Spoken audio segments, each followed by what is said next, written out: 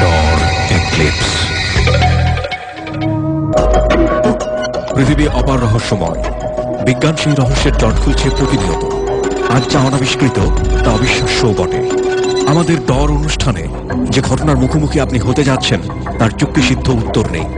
আমরা প্রতিদিনের জীবনে ভয় বা রহস্যকে যেভাবে স্থান দিয়েছি সেভাবেই এই অনুষ্ঠান আপনার কাছে জায়গা করে নিচ্ছে। এই অনুষ্ঠানের কোনো ঘটনাই সার্বজনীন নয়। ডর এক্লিপস। প্রিয় শ্রোতা, আমরা শুরু করছি ডর এক্লিপসের দ্বিতীয় পর্ব, হন্টেড বাই প্রাণ মিস্টার ম্যাঙ্গো ক্যান্ডি। আমাদের সঙ্গে রেজা ভাই আছেন। রেজা ভাই, আওয়াজ দেন। আসসালামু আলাইকুম, আমি আছি আপনার সাথে, সবসময় থাকবো। জি, এবং রেজা ভাই পুরো অনুষ্ঠান জুড়েই থাকছেন। এবং আমরা ডর এক্লিপসের যে প্যারাডাইমটা সেটা একটু অন্যভাবে সাজানোর চেষ্টা করছি। যারা নিয়মিত অনুষ্ঠানটা শুনবেন তারাই বুঝতে পারবেন যে অন্য যে কোনো হন্টেড ভিত্তিক যে রেডিও শো গুলো আছে সেটার চাইতে ডর এক্লিপস আলাদা হবার চেষ্টা করছে। রেজা ভাই, আমরা আজকে বেশ কজন লিসনার এখানে পেয়েছি। পুরো স্টুডিওটাই আসলে গমগম করছে এই মুহূর্তে। আমাদের সামনে বেশ কিছু লিসনার আছে। আমরা একটার পর একটা ফ্লোর দেবো। আমাদের যে সেগমেন্ট গুলো থাকে সেগুলো নিয়েই আমরা থাকবো। আশা করছি আপনারা আমাদের পুরো অনুষ্ঠানটা ধৈর্য ধরে শুনবেন। সো রেজা ভাই, আপনার অনুমতি ক্রমে আমি ফ্লোর দিতে চাই প্রথম গেস্টকে। আচ্ছা, এই পর্যায়ে আমার সঙ্গে যিনি গেস্ট রয়েছেন তার সঙ্গে একটু পরিচিত হব। জি, আপনি হচ্ছেন তারিক। তারিক আমার সঙ্গে রয়েছে এবং তারিক এসছে উত্তরা থেকে সপরিবারে। আপনার মেয়ের বয়স কত? ওর বয়স 7 বছর। 7 বছর। আপনার স্ত্রীও আছে? জি। বিবাহ হয়েছে কত বছর যাবত? 8 বছর। 8 বছর যাবত। ঠিক আছে তারিক, কি সমস্যা? আমি স্টোরিটাই আপনার কাছ থেকে আগে জানতে চাই। আমাদের বিয়ে হয় 2010 সালে। জি। বিয়ের 1 সপ্তাহের ভিতরেই রাত্রে বেলা ঘুমোচ্ছি, তো হঠাৎ আমার ঘুম ভাঙার পরে আমি আর কি ওর উপরে হাত দিই। তো হাত দেওয়ার পরে যে আমি দেখতে পাই যে লোকটা এটা ও না। মানে ওকে আপনার ও মনে হচ্ছে না? হ্যাঁ, আমি ভাবছি যে ওর গায়ে হাত দিছি, কিন্তু তখনই আমার খুব নরম লাগতেছে। আমি ভাবলাম যে এত নরম লাগতেছে, একটা মানুষের শরীর তার এতটা নরম হয় না বা এরকম ঠান্ডা হবে না। তখন আমি ঘুরে তাকাইলাম, তাকানোর সাথে সাথে দেখি একটা লম্বা মতো লোক, আলখেল্লা পরা, মানে জুব্বা পরা, মাথায় টুপি দাঁড়িয়ে আছে, সে আমাদের সাথে শুয়ে আছে। এটা কি বিয়ের পরই আপনার জীবনে এরকম দেখা নাকি? বিয়ের পর এটাই ফার্স্ট। হ্যাঁ, আর ওটা দেখার পর আমি যখন চিৎকার দিলাম, সাথে সাথে কিছু নাই, আমার হাত ওর গায়ের উপরে। ওকে, জি, আপনি একটু বলেন তো কি হয়েছিল? আপনি আপনার জায়গা থেকে কতটুকু মনে আছে এই রাতের ঘটনা? আসলে ভাই, আমি ওরকম ভাবে আর কিছু ফিল করি না, ওরকম ভাবে কিছু ফিল করি না। ঘটনাটা ফিলের জায়গা না, মানে কি হয়েছে আপনি সেটা বলেন। আমিও আর কি, আমরা যখন ঘুমাইতেছিলাম ওর চিল্লানি শুনতেছি আর কি। ও বলতেছে রানী রানী, আমার এক নাম রানী। তো ও বলতেছে যে তুমি কই? তো ওর হাত পড়ছে পরে আমি বলছি কি হয়েছে তোমার? বলছে যে না, মনে হইলো তো এখানে কেউ ছিল। পরে আমি কই না, আমি তো আছি, কেউ তো নাই। পরে বলতেছে যে না, আমার হাত তো তোমার, তো আমি অনেকক্ষণ ধরে রাখছি। আচ্ছা রানী, ছোটবেলা থেকে কি আপনার জীবনে বা আপনার সঙ্গে এরকম কিছু আছে? আপনার ফ্যামিলি থেকে কোনোভাবে কোনো কিছু করা, এগুলো করা হয়েছে? করা হয়েছে বলতে আসলে আমি শুনছি যতটুকু যে আমার মার সাথে একজন ছিল ভালো। আর আমরা 97 সালে যখন এই বাসাতে আসছি, তখন আসলে ওই বাসার ওই সাইডটা এলাকাটা আর কি ঝোপ জঙ্গলে ভরা এরকম ছিল। তো আমার আন্টির থেকে, আমার খালুর থেকে আমার বাবা মা জায়গাটা কিনা নেয়। তো ওইখানে আমরা থাকি। আমাদের জায়গাটা পড়ছে আর কি যে মাঝখানে জায়গা, আর 2 সাইডে কবরস্থান, আবার পিছে একটা অনেক বড় একটা করই গাছ ছিল, আবার ঝোপ জঙ্গল, চতুর্দিকেই জঙ্গল আর কি। বাসাটা এরকম। মা দেখছে, মারা 5 বোন। তো আমার ছোট আন্টির আগের বোন আর কি, ওনাকে ধরছে একদিন। উনি বলছে যে ওনাকে ধরছে। তো ওনারা তেমন কিছু বুঝতো কিনা জানি না, তবে আমরা আসার পর মা দেখছে না আর কি, সিংহের আকৃতির মতো, ঠিক সিংহ না, 5 কাঠা জমি। তো 5 কাঠা জমির মধ্যে আর কি উঠানের মাঝখানে পূর্ণিমা রাত। তো পূর্ণিমা রাতে তো ঘরটা ছিল আর কি ভাঙাচোরা, ওই যে মুরগি ফার্ম করার জন্য। তো খালু ওরকম ভাবে তুলছিল আর কি, তেমন একটা ভালো ছিল না। তো ওইখানে গিয়ে উঠছে পরে ওই মা দেখছে আর কি, 1-1.5 বছর যাওয়ার পরে এরকম দেখছে যে উঠানের মাঝখানে একদম আর কি সোনালি বড় বড় আঁশ, লম্বা সোনালি পশম আর কি, পুরা উঠান জুড়িয়া বসে আছে এরকম। আসলে ভাইয়া, সাহসটা আমাদের সবারই একটু বেশি। মানে আপনাকে দেখে আমার সেটাই মনে হচ্ছে যে আপনার সাহস আসলেই বেশি, কারণ আপনার হাজবেন্ড যতটা নার্ভাস, আপনি সেই তুলনায় কিছুই না স্টুডিওতে আসার আগে। বলেন তো কি হলো তারপরে? ওই হয়েছে পরে আম্মু নাকি, আর আমার অতটুকু খেয়াল নাই এরপরে মা কি করছে, তবে মা বলছে মা নাকি গেট খুলে বের হয়ে ওদিকে আরেকজন ছিল যে উনি 7টা জিন পালতো, ওনার কাছে নাকি রাত্রে গিয়েছিল। তো বলছিল একজন বলছে যে মা তুমি চিন্তা করো না, সমস্যা নাই, তুমি ওর ক্ষতি না করলে তোমার ক্ষতি করবে না। আর আমাদের বাসাটাই কি মাঝে মধ্যে এরকম ভার হয়ে যেত, এমনও হয়েছে আমাদের বাসায় মেহমান আসছে, আমরা সবাই এক রুমে, 3টা রুম, তো প্রথম রুমে যেটা বড় ভাইয়ের রুম, তো ওই রুমে আমরা যখন ছিলাম সন্ধ্যা মাগরিবের আজান দিচ্ছি, তো এরকম সময় হঠাৎ কইরা বাড়ি এমন ভার হইছে। ভার বলতে কি মানে থমথমে অবস্থা? হ্যাঁ থমথমে আর কি ভুতুরে একটা থমথমে অবস্থা ওরকম। আমরা এক কদম পাড়া দিতে পারতাছি না, এক গ্লাস পানি যে কেউ খাবো ওই সাহসটা পাইতেছি না। সবার মধ্যেই ফিলটা চলে আসে। হ্যাঁ সবাই মন দিয়ে আইসে পড়ছে। আমার ছোট ভাই, বড় ভাই, আমরা দুই ভাই, আমার আমি 3 ভাই বোন, তো মা আর বাবা ছিল না। তো এর মধ্যে আবার 2জন গেস্ট আসছে, আম্মাকে আপা আপা করে বলছে যে আপা কি অবস্থায়, কেমন আছেন? তো আম্মু বলতেছে হ্যাঁ ভালো আছে। আম্মু বুঝতে দেয় নাই যে, তারপর তখন আমরা ওইখানেই অবাক হয়েছি বেশি, কারণ আমরা না হ্যাঁ বুঝি থাকতেছি ছোট থেকে, আবার ও ছোটবেলায় আমরা আর কি একটা গন্ধ পাইতাম বাড়ির মধ্যে। হ্যাঁ বাড়ির মধ্যে অনেক সময় খুব আর কি সুঘ্রাণ পাইতাম, আর ঘ্রাণগুলো এরকম জায়গায় পাইতাম, হাঁস মুরগি পাইতেছি, হাঁস মুরগি খোয়ারে তো নোংরা জায়গা, দুর্গন্ধ আসা, অটোমেটিকলি দুর্গন্ধ আসা উচিত, কিন্তু ওইখানে পাইতেছি সুগন্ধ। আবার কবরস্থানে দেখতেছি, 2 পাশে কবরস্থান, তো কবরস্থানে দেখতাম লাল লাইট জ্বলতো। তখন আমি কোন ক্লাসে 2তে বা 3তে এরকম। পরে মা আর কি মা বুঝতে দিত না আমাদের, অনেক তেমন একটা বুঝতে দিত না, কিন্তু উনি অনেক কিছুই বুঝতো। আচ্ছা, তো ওই যে মেহমান আসলো, হ্যাঁ, তো ওনারা বলতেছে যে আপা আসলে কি আপনাদের বাড়িটা জানি আজকে কেমন লাগতেছে, ভালো লাগতেছে না। পরে বলতেছে কেন ভাই কি হয়েছে? জামাল নাম ছিল, বলছে কি হয়েছে? না কেমন জানি একটা থমথমে আর কি অবস্থা বুঝতেছি না, কেমন জানি লাগতেছে। মেহমানদের তো আসলে বোঝার কথা না, বোঝার কথা না, কিন্তু ওনারাও ফিল করতেছে জিনিসটা, বুঝতেছে। পরে যাই হোক অনেকক্ষণ নিম্নে আপনার 2 ঘন্টা পরে জিনিসটা কাটছে, তখন কাটছে পরে আর কি আমি খুব নড়াচড়া করতে পারতেছি আর কি।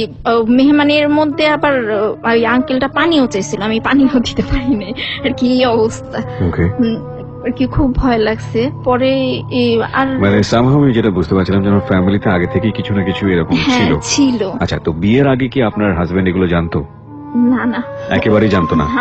এই প্রশ্নটা এই কারণেই করেছি যে যদি উনি জানতো তাহলে হয়তো ওনার জায়গা থেকে উনি একটা প্রেডিকশন তৈরি করেছেন, মনের মধ্যে একটা ভয় এসছে, সে কারণে হয়তো বা ওরকম কোনো কিছু ফিল করেছেন, যেটা সায়েন্স বলে। কিন্তু যেহেতু উনি জানতো না, তার মানে ওনার জায়গা থেকে ফিল হওয়াটাও খুব বেশি পরিমাণে আনইউজুয়াল না। ও এগুলো বুঝি না, ওই যে ভৌতিক ব্যাপারটা বা ফিল জিনিসটা, যে ভার হয়ে যাওয়াটা আর কি, ওইগুলো বুঝি না। বিয়ের পর আমরা যখন ময়মনসিংহ যাই আমার নানি শাশুড়ি বাসায়, তখন উকিল আব্বার বাসায় যখন ওই বেড়াতে যাই, তখন উকিল আব্বা ওনারা সবাই বাড়িতে আর কি, উকিল মা চলে যায় ওনার মেয়ের বাসায়, উকিল বাবা মাছের হ্যাচারি করে, তো উনিও বলে যে তোমরা থাকো আমি দেখে আসি, আজকে বাসায় কেউ নেই। তো ওদিন রাত্রে আমরা ছোট রুমে ছিলাম, বড় বাড়ি তো আমরা একটা ছোট ঘর আছে, বড় রুমের সাথে ছোট রুমটা। তো উকিল আব্বার বাসাটাও কিরকম, পিছনে মাছের হ্যাচারি, আবার ওই পাশেই দক্ষিণ দিকেই আর কি বাজার আর অনেকগুলো বাথরুম, এই অবস্থা। ওদিন বড় রুমে গেছি, খাওয়া দাওয়া শেষ, উকিল আব্বা চলে গেছে, পরে আমরা ছোট রুমে আসছি। পরে ও হঠাৎ করে, আমি এর আগেই বুঝতে পারছি আমার গায়ের পশম সব দাঁড়ায় গেছে আর কি, শরীর ঠান্ডা হয়ে গেছে আর কি। আমি কিছু হইলে আগের থেকে আমি নক করতে পারি যে কিছু একটা হইতেছে, কিন্তু ও কোনো সময় এগুলো ফিল করতে পারে না। আমি আর কি চাইতেছি যে দেখি ও কিছু বলে নাকি। পরে ওই কতক্ষণ পরে বলতেছে যে রানী আসলে কেমন জানি লাগতেছে, তোমার কি কেমন কোন রকম লাগতেছে? আমি কেমন লাগতেছে? তো ও বলতেছে যে ঠান্ডা হয়ে যাইতে, শরীরে কাটা দিয়ে উঠছে আমার, আমি বুঝতে পারতেছি না কেমন জানি শরীর, বাড়িটা কেমন ভার ভার লাগতেছে। আমি কই না কিছু না, তো কি জন্য কিসের ভার, কিছু হয়নি। পরে বলতেছে চলো বড় রুমে যাই। পরে ওই রুমে আর ঠান্ডা একটা বাতাস লাগছে শরীরে, পরে ওই ছোট রুম থেকে আমরা বড় রুমে গেছি। বড় রুমে গেছি, পরে ও বলতেছে যে শুয়ে পড়ি, এখন বাথরুমে যাবো, হঠাৎ করে চালের উপর বড় বড় ঢিল পড়তেছে আর কি, এত বড় বড় ঢিল। আমি মনে হয়তো আমের সিজন, তখন আমের সিজনও ছিল, আম পড়ছে হ্যাঁ আম পড়ছে বা আমটামি হবে বা গাছের শুকনা ডালা পড়ছে, কি বন্ধই হইতেছে না। আবার গ্রাম দেশে তো বড় বড় ইঁদুর থাকে, ধানের ইঁদুর থাকে, আমি ইঁদুরও হাঁটতে পারে। তো আমি বলতেছি হয়তো ওগুলা তো, কিন্তু বাড়ি যে পুরো একটা ভার হয়েছে, যেমন সেম আমাদের বাসায় যেমন লাগে, ওই এই বিয়ের লাস্ট আমি ওইখানেই পাইছি। ও বলতেছে চলো ওজু টুজু কইরা শুয়ে পড়ি। পরে আমি বলতেছি বের হবা, দেখি আর কতক্ষণ। পরে বলতেছে আমি কি আচ্ছা তুমি দেখো কি হয়। পরে ওই দিক দিয়ে আবার উকিল আব্বা বইলা গেছে যে বাসা মেহমান আছে, আমার উকিল মেয়ে আছে, তো ওনার আত্মীয় স্বজন বইলা গেছে যে ওদের দেখে নতুন আসছে এখানে। তো ওনারা আবার ওদিক দিয়ে দুইজন যাইতেছিল, সম্পর্ক হয়তো চাচি নানি লাগে আমি জানি না। পরে আমি ওনাদের শব্দ শুই না, বলতেছি আর কি গ্রাম দেশে তো বাসাগুলো একটু দূরে দূরে থাকে, তো দরজা খুলতে নিচ্ছি, তো বলছে থাক দরজা খুলো না। আমি কি না খুইলা দেখি, পরে খুলছি, আমি কি দেখি কে যে আমাদের হাতে তো টর্চও নাই যে বাইরে গিয়ে দেখবো কি, সেটা তো শব্দ হইতেছে তাও তো নাই। পরে বের হয়েছি, পরে ডাক দিয়েছি, আমি কি চাচ্ছি একটু দাঁড়ান। পরে বলছি কি মা ভয় পেতেছো? আমি কি না ভয় পেতেছি না, একটু দাঁড়ানি, চালে শব্দ হইতেছে তো কিসের শব্দ একটু দেখি, অনেকক্ষণ যাবত হইতেছে, বুঝতেছি না কিসের শব্দ। পরে ওনার টর্চটা নিয়ে আমি দেখছি, আমি তো মনে করছি শিওর হয়তো পিছনে আম গাছ আছে বা শুকনা ডালপালা পড়তেছে বা আম পড়তেছে। অবাককাণ্ড, টর্চ মেরে দেখি কোনো গাছই নেই, পিছে কোনো গাছই নেই, বাঁশ ছাড়া কোনো গাছই নেই। অবাক হয়ে গেলাম, আচ্ছা সমস্যা নাই যান। পরে বলতেছে না সমস্যা হইলে আমাদের ডাক দিও। আমি আচ্ছা। বের হয়ে আমরা গোসল টোসল করলাম। পরে ওরে বলতেছি আমি এর মধ্যে আরেকজন গেছে, তা ও আবার কি করছে, দাও নিয়ে বেরোইছে, কুপি পাতি নিয়ে বেরোইছে।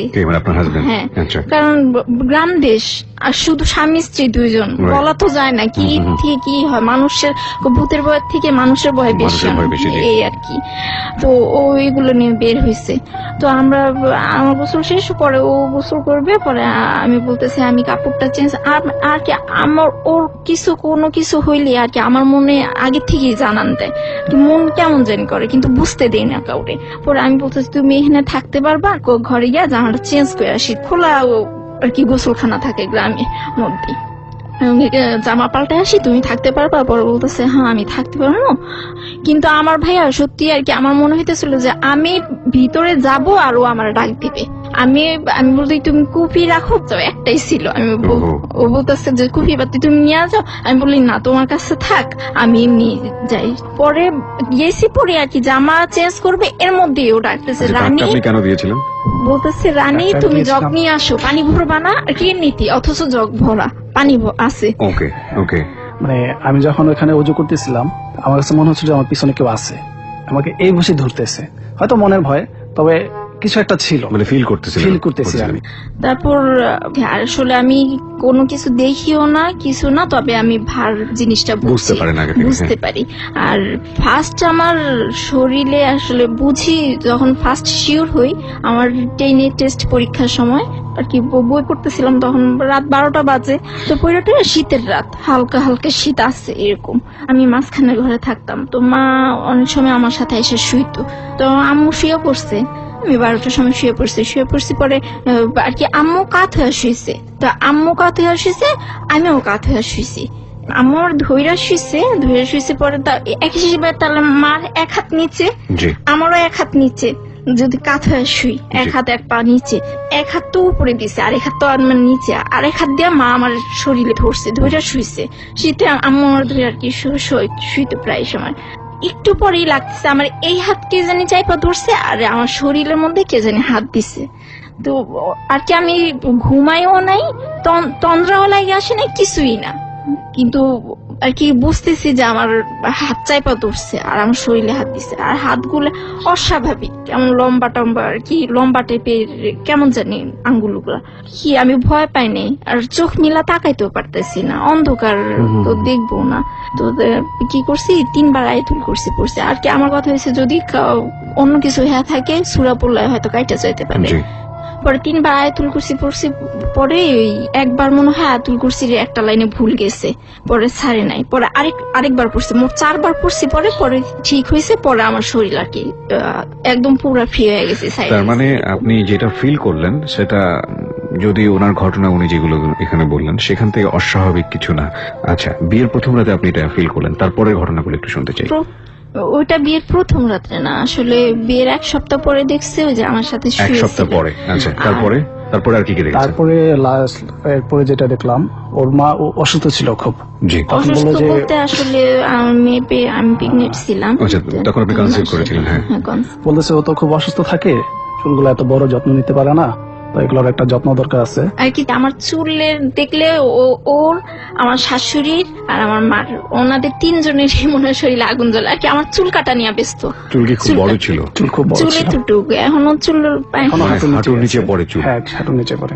আচ্ছা, এটা কি আপনার বংশগত নাকি আপনার বংশগত? আচ্ছা, হ্যাঁ বলেন। তারপর? আচ্ছা, ওই চুল কাটার পর চুল কেটে ফেললেন আপনার? হ্যাঁ, শেষ চুল পর্যন্ত ওরা আমার সাথে খুব রাগারাগি করছে, খুব বদমেজাজ। চুল কাটার আর কি, আমার চুল কাটাটা একদমই পছন্দ করি না, আমার একদম আর কি অসহ্য লাগে। কাটার পর দিন খুব কিন্তু রাগারাগি ওরা করলো। বলতেছে যে না আমার সমস্যা আছে।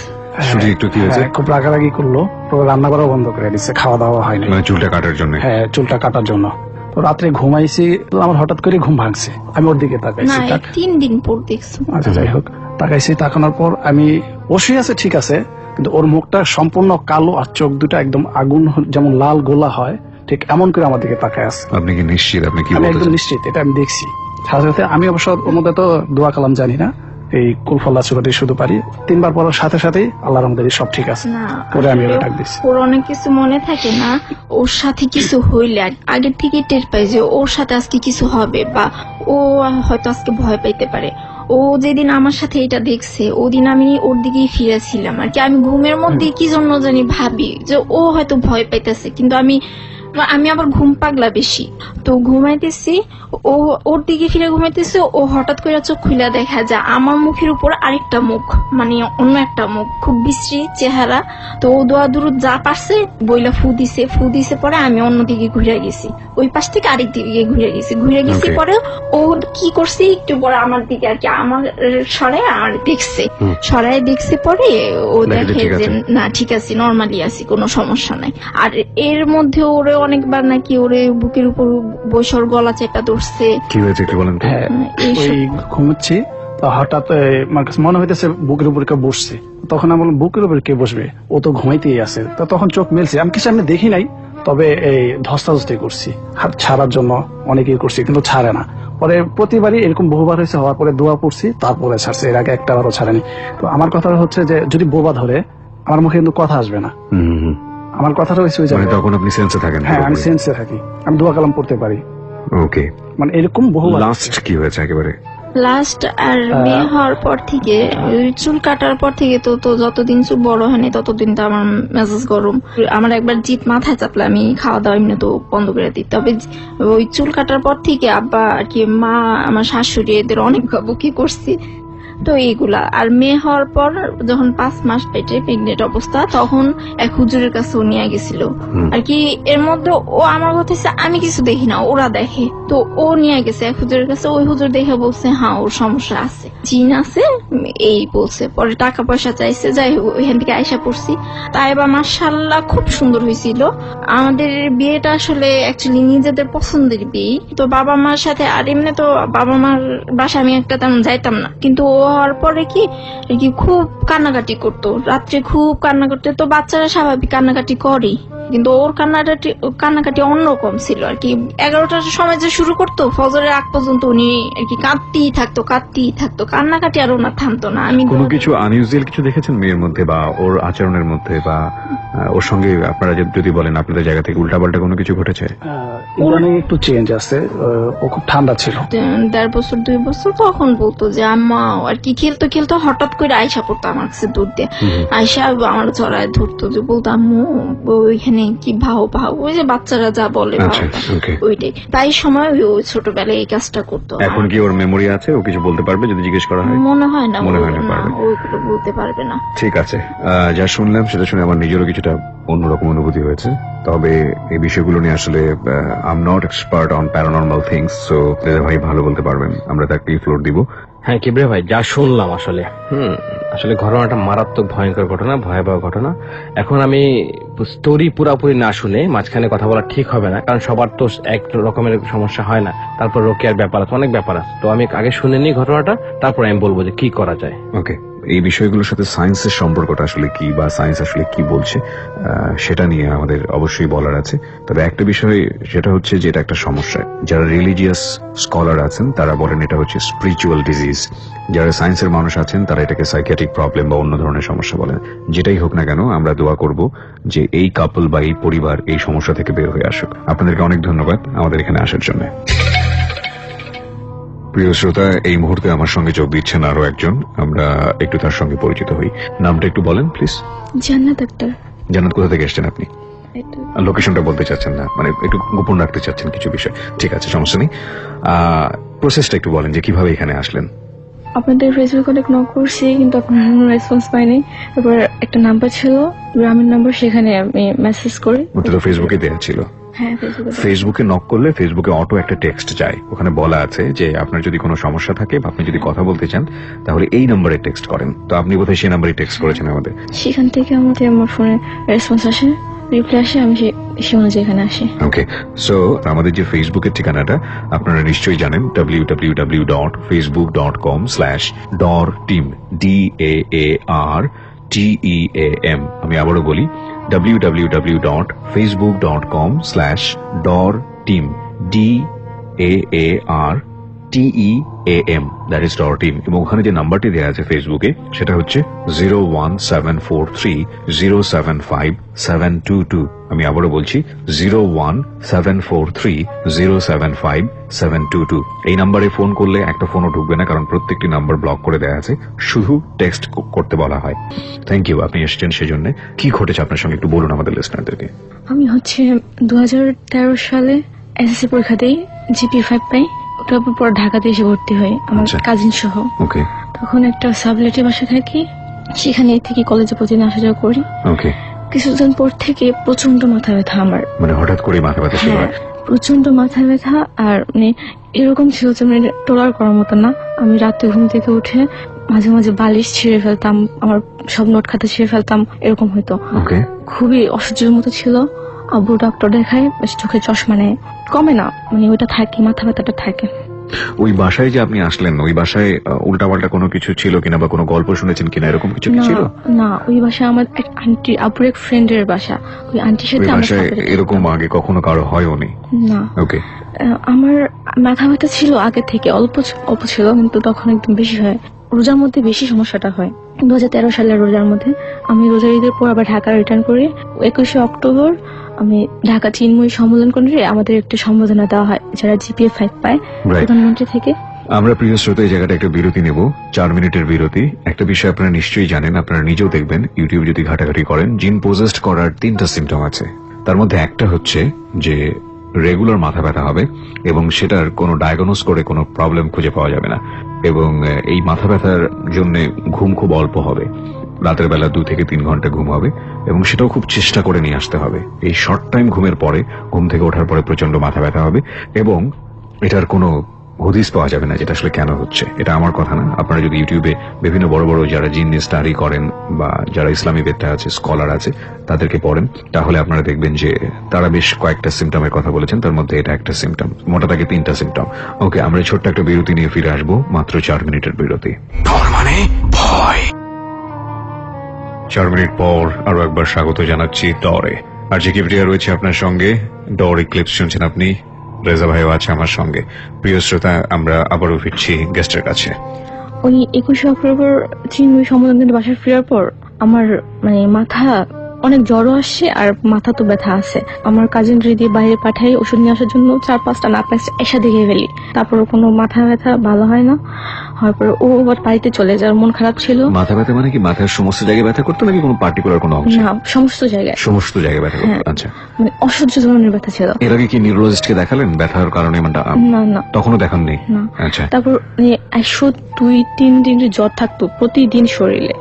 তারপর আমি মালিবাগ নিরাপদ ড্রাইভার্স ভাই নিয়ে যাই। ওখানে ডক্টর দেখানোর পর রিপোর্টে কোনো ধরা পড়ে না। ভাই আমার সাথে এরকম কিছু ঘটনা ঘটে যে আমি বিশ্বাস করতে পারি না। যেমন আমি রাতে ঘুমাইলে আমার মনে হয় দেয়ালগুলো আমার উপর ভেঙে পড়ে। দেয়ালগুলো ভেঙে পড়ছে আপনার উপরে? আচ্ছা। আর কিরকম যেন কি দেখি আমি বুঝতে পারি না, আমার শারীরিক অবস্থা খুব খারাপ হতে থাকে। ওকে। একদিন কি হয়, কিছু কিছু ব্যাপার আছে সেগুলো বলতে পারতেছি না। একটু বলেন, আমাদের জায়গা থেকে যদি না বলেন লিসনার তো আসলে বুঝতে পারবে না বিষয়গুলো। আমার মানে প্রস্রাবের কালার একটু কালো হয়ে যায়। তারপর আমার আব্বু মানে এখানে একজন জন্ডিসের একজন ভালো ডাক্তার, হ্যাঁ, কিন্তু ওইখানে কোনো কিছু ধরা পড়ে না। আচ্ছা। এরকম 1 মাস 1.5 মাস হয়ে যায়, আমার রিপোর্টে কোনো ধরা পড়ে না। তারপর আমাকে বাড়িতে নিয়েছে প্যারানর্মাল ট্রিটমেন্টের জন্য। আমি এগুলো বিশ্বাস করি না, আমি বলি এগুলো না। তারপর ওরা আব্বু নিয়ে যায়, আব্বু আমার দাদিকে দিয়ে পাঠায় বাড়িতে, এখানে প্যারানর্মাল ট্রিটমেন্ট হয়। কি ট্রিটমেন্ট হয়? কার কাছে গেলেন প্রথম? পরিচিত এক হুজুরের কাছে নিয়ে যায়।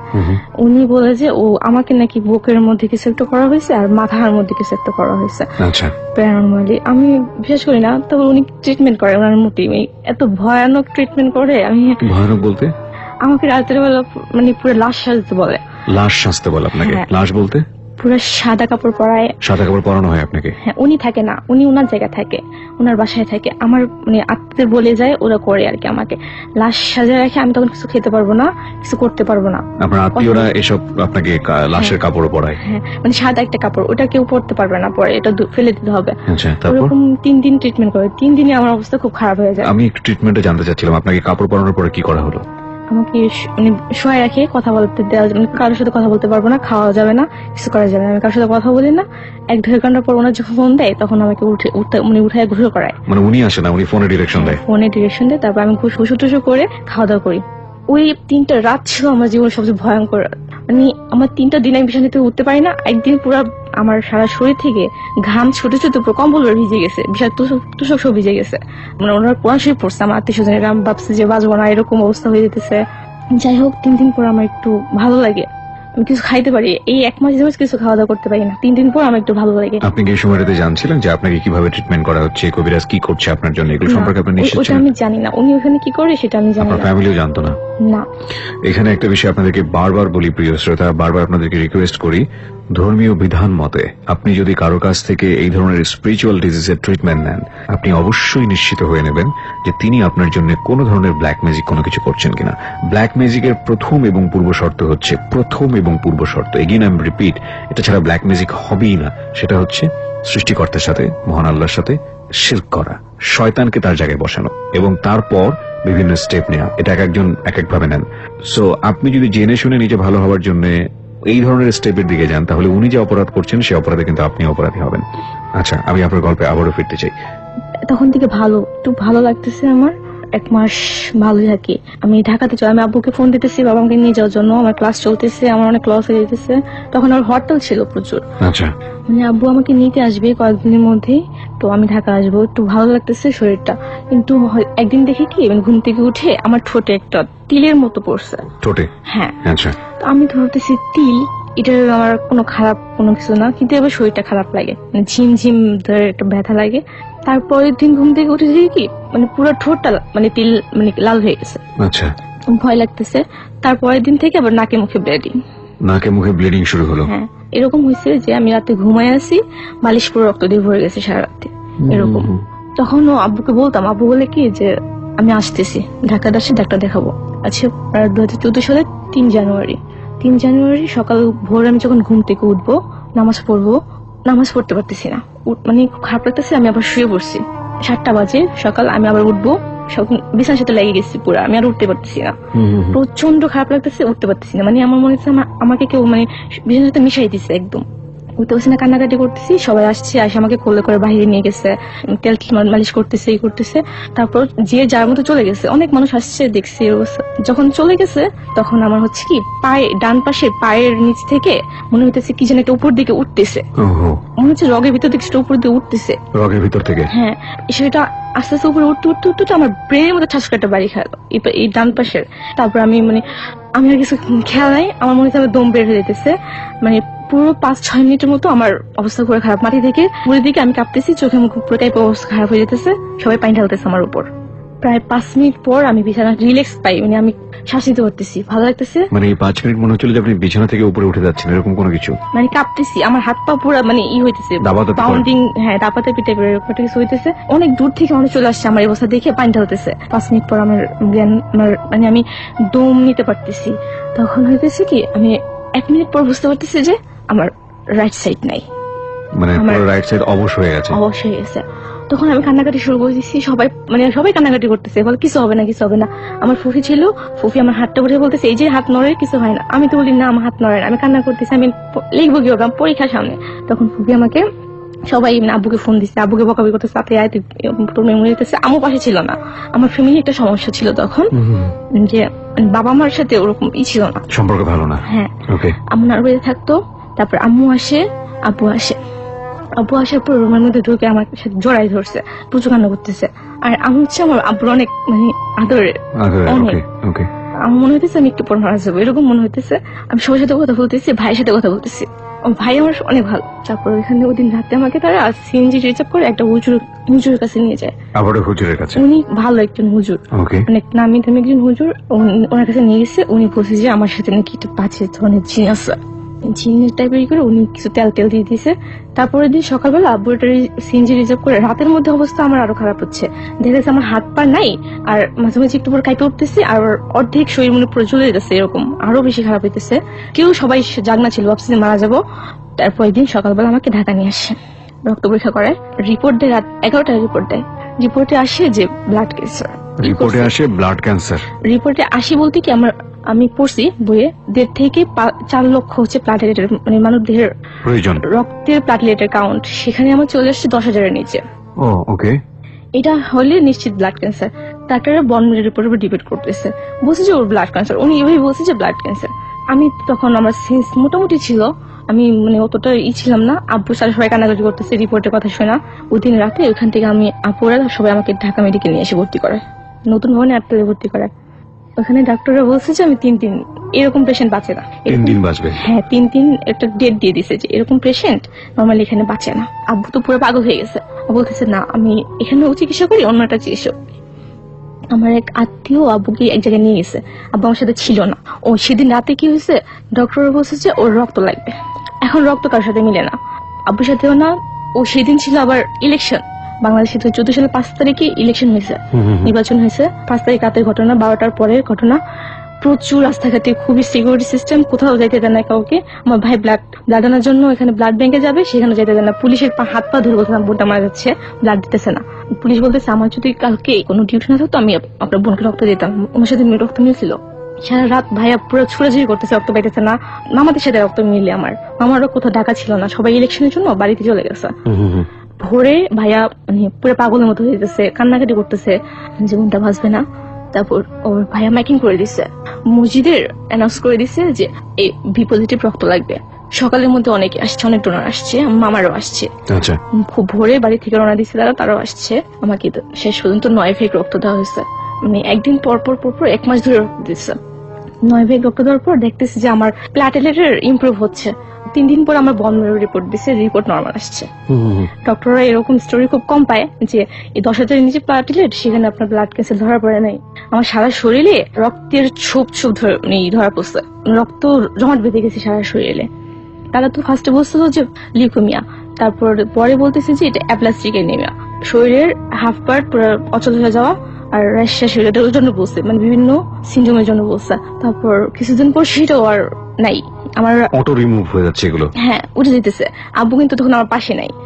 আব্বুর কাছ থেকে আমি পরে শুনছি যে আব্বু নাকি একটা জিন দ্বারা আমাকে নাকি ট্রিটমেন্ট করতেছে অন্য একটা জায়গায় যাই, আব্বু এখান থেকে আসে নাই। এগুলো অটো রিমুভ হয়ে যেতেছে। আর ইমপ্রুভ হচ্ছে। আমার হাত পা কিন্তু তখন আমি করতে পারতেছি না, চলাফেরা করতে পারতেছি না, কিন্তু আমার ডান পাশের আঙ্গুলটা নড়তেছে একদিন। আচ্ছা, তখন বাবা আসেনি আপনার কাছে? বাবা কোথাও থেকে ট্রিটমেন্ট করতেছে যেটা আপনি শুনতেছেন? আমি তখন শুনি না, আমি পরে শুনেছেন আপনি এটা, যে আমি জিন দ্বারা ট্রিটমেন্ট করা বা কোনো কিছু করছে আপনার বাবা তখন? হ্যাঁ, ওকে। যার কাছে গেছে সে বলছে না আপনার মেয়ে ভালো, আপনার মেয়ের সাথে কিছু নেই। আব্বু নাকি পুরো নাকি ধমক দিয়ে বলছে না, ও মরে যেতেছে, ওর কিছু একটা আছে, ও ধরতে পারে নাই। ওই ফার্স্টের লোকটা এটা অনেক ভালো করে করার পর নাকি বুঝছে যে আমার সাথে নাকি বাজে একটা জিন টিন আছে, মানে মরা পর্যন্ত থাকবে এরকম নাকি বলছে। আমি এগুলো বিশ্বাস করি না ভাই, সত্যি বিশ্বাস করি না। তাও আমাকে বিশ্বাস করতে হইতেছে। আমি ছিলাম ডিএনসি যে একটা আলোচিত রোগী, যে আমাকে হেমাটোলজিতে মানে 2 বার আমাকে নিয়ে ক্লাস হয় বিভিন্ন বড় বড় ডক্টরদের নিয়ে। Very interesting. আমার নিজের গা শিউরে উঠেছে, বিলিভ মি। হ্যাঁ, বলেন বলেন। হেমাটোলজিতে 2 বার আমাকে নিয়ে ক্লাস হয়, কিন্তু তারা কোনো রোগ মানে ফাইন্ড আউট করতে পারে না। প্রতিটা ডক্টর আমার প্রতিদিন আসে আমাকে দেখে যায় কি অবস্থা, কেমন আছি। এখনো পর্যন্ত আমাকে একটা ডাক্তার ফোন দেয়। মানে তারা ধরে নিয়েছে নিশ্চিত ভাবেই আপনি মারা যাবেন। হ্যাঁ, মেডিকেল সায়েন্স সেটাই বলছে আপনাকে। হ্যাঁ, ওকে। তারপর ওইখানে থেকে আমি আস্তে আস্তে ওগুলো আমার ভালো হচ্ছে আমার ওইখানে মেডিকেল থাকার পর। মানে তাদের ট্রিটমেন্ট ছিল যে আমাকে প্রতিদিন স্যালাইনের উপর রাখা, আর টুকটাক মেডিসিন তো আমি তখন খেতে পারতাম না, শুধু স্যালাইনের উপর ছিলাম। সেন্স ছিল না প্রায় 15 দিনের মতো। এরপরে আমি যখন সেন্স ফিরে আমি দেখি যে আমার পাশে মানুষের অভাব নাই। আমার কলেজ টিচার, স্কুল ফ্রেন্ড, আমার সবাই আমাকে দেখতে আসছে। সবাই টিচাররা তো আসছে আমাকে সান্ত্বনা দিতেছে, তুমি পড়াশোনা করতে পারবা, আমরা আছি তোমার সাথে। আমার 6টা মাস আমার লাইফ থেকে চলে গেছে। টার্নিং পয়েন্টে হিট করছে আমার ফ্রেন্ডরা একজন ঢাকা মেডিকেল, সব জায়গায় খুব ভালো ভালো জায়গায় পড়তেছে, আমি যেন খুবই খারাপ একটা পর্যায়ে আছি। আপনি যে অবস্থায় থাকেন না কেন, আমি তো বলবো যে তাদের চাইতেও আপনি অনেক ভালো অবস্থানে আছেন। কারণ আপনাকে যেখানে বড় বড় ডাক্তাররা বলছে যে আপনি টিকতে পারবেন না, আপনার মৃত্যু অবধারিত, সেখানে আল্লাহ আপনাকে বাঁচিয়ে রেখেছে। এবং এর চেয়ে বড় পাওয়া জীবনের কি হতে পারে? জীবনে ভাবে ভাবো, এটাই তো পজিটিভলি ভাবা উচিত, তাই না? সেটাই, এটা অনেকে বুঝে অনেকে বুঝে না। বলছে কি পড়াশোনা করছে, ভালো রেস্টুরেন্ট ছিল, এটা তো কেউ বুঝে না। বোঝার দরকার নেই, অনেকে বুঝবেও না। কিন্তু আপনি আমাকে একটু বলেন যে এটা কি দাঁড়ালো শেষ পর্যন্ত? আপনার ট্রিটমেন্টে কি দাঁড়ালো? আপনি কি ফুললি রিকভার করলেন? হ্যাঁ, রিকভার করতে করতে আমার প্রায় 6 মাস লেগে গেছে। আচ্ছা, 6 মাস লাগলো। তারপর আমি হাঁটা শিখতেছি, পরে আমাকে তারা থেরাপি দেয় যে এটা করবে, হাতে বল দিয়ে দেয় বাউন্স করার জন্য, বল দেয় আর হাঁটার জন্য বলে। ওইখানে ডক্টর আমাকে ধরে ধরে হাঁটায়। এই মেডিকেলি 1 মাস 2 মাস ছিলাম, ওনারা ধরে ধরে আমাকে হাঁটাইতো। এরকম ছিল যে আমি পড়ে যেতেছি, ডক্টর ধরে আমাকে বলে হাঁটো, ধরে ধরে হাঁটাইতো। পুরো বাচ্চা যেভাবে হাঁটে হামাগুড়ি দিয়ে সেভাবে আমি হাঁটা শিখি। ওইখানে পুরোপুরি হাঁটতে পারি না, পড়ে যাই, দিনে দিলে পড়ে যেতাম। 1 মাস ছিলাম ওখানে, ট্রিটমেন্টে ছিলাম। আস্তে আস্তে 6 মাস পর আমি রিকভার করি। আমার ফ্রেন্ডরা আমাকে বাসা থেকে নিয়ে যেত, কলেজে নিয়ে আসতো পড়াশোনা করি। এর মধ্যে কোনো সমস্যা হয় নাই। চুল ছিল অনেক বড়, আমার চুল নিয়ে সবাই করতো যে ওর চুল বড়, এই ক্লাসে সবাই করতো। সে জায়গায় চুল ফালাই দিচ্ছি, চুল এখন বড় হইতে আস্তে আস্তে হইতেছে। আপনি আমাদের অনুষ্ঠানে কেন আসলেন? হ্যাঁ, বলতেছি।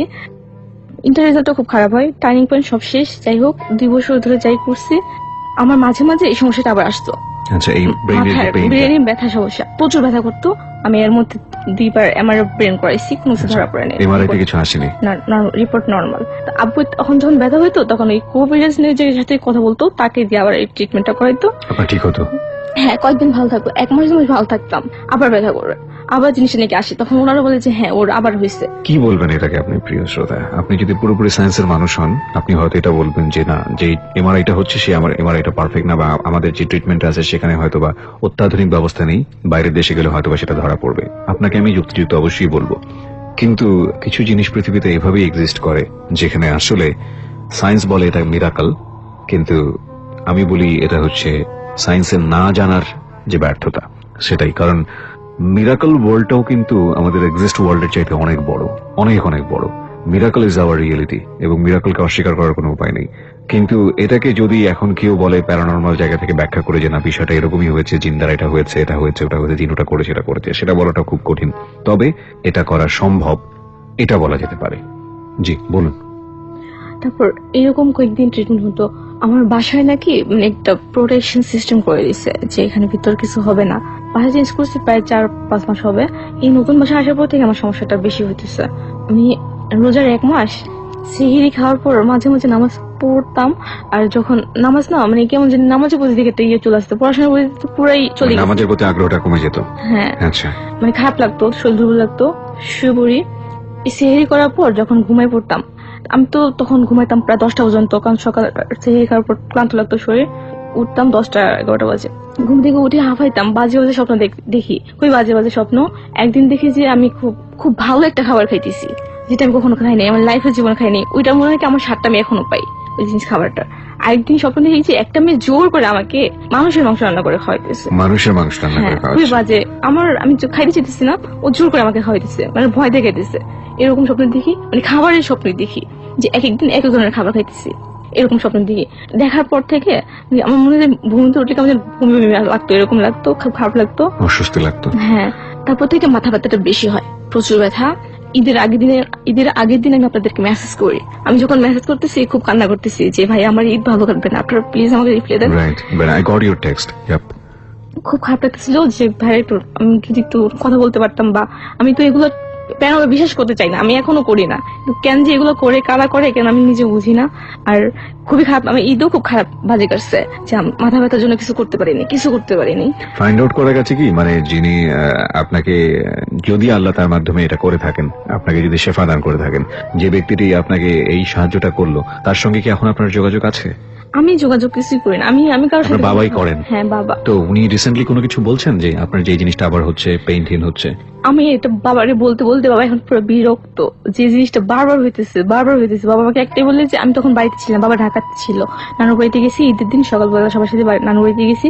আমি পরের দিন বাবাকে ফোন দিয়ে কান্না করে বলতেছি বাবা খুব মাথা ব্যথা করতেছে না, বাবা নাকি ওই কবিরাজের কাছে কথা বলছে, বলে যে তুই মাথার পাশে, যে উনি সবসময় এরকম বলতো, মাথার পাশে তুই শুয়ে থাক, লবণ রাখ, পানি রাখ মাথার পাশে, উনি নাকি ফুটু দিয়ে যাবে এরকম।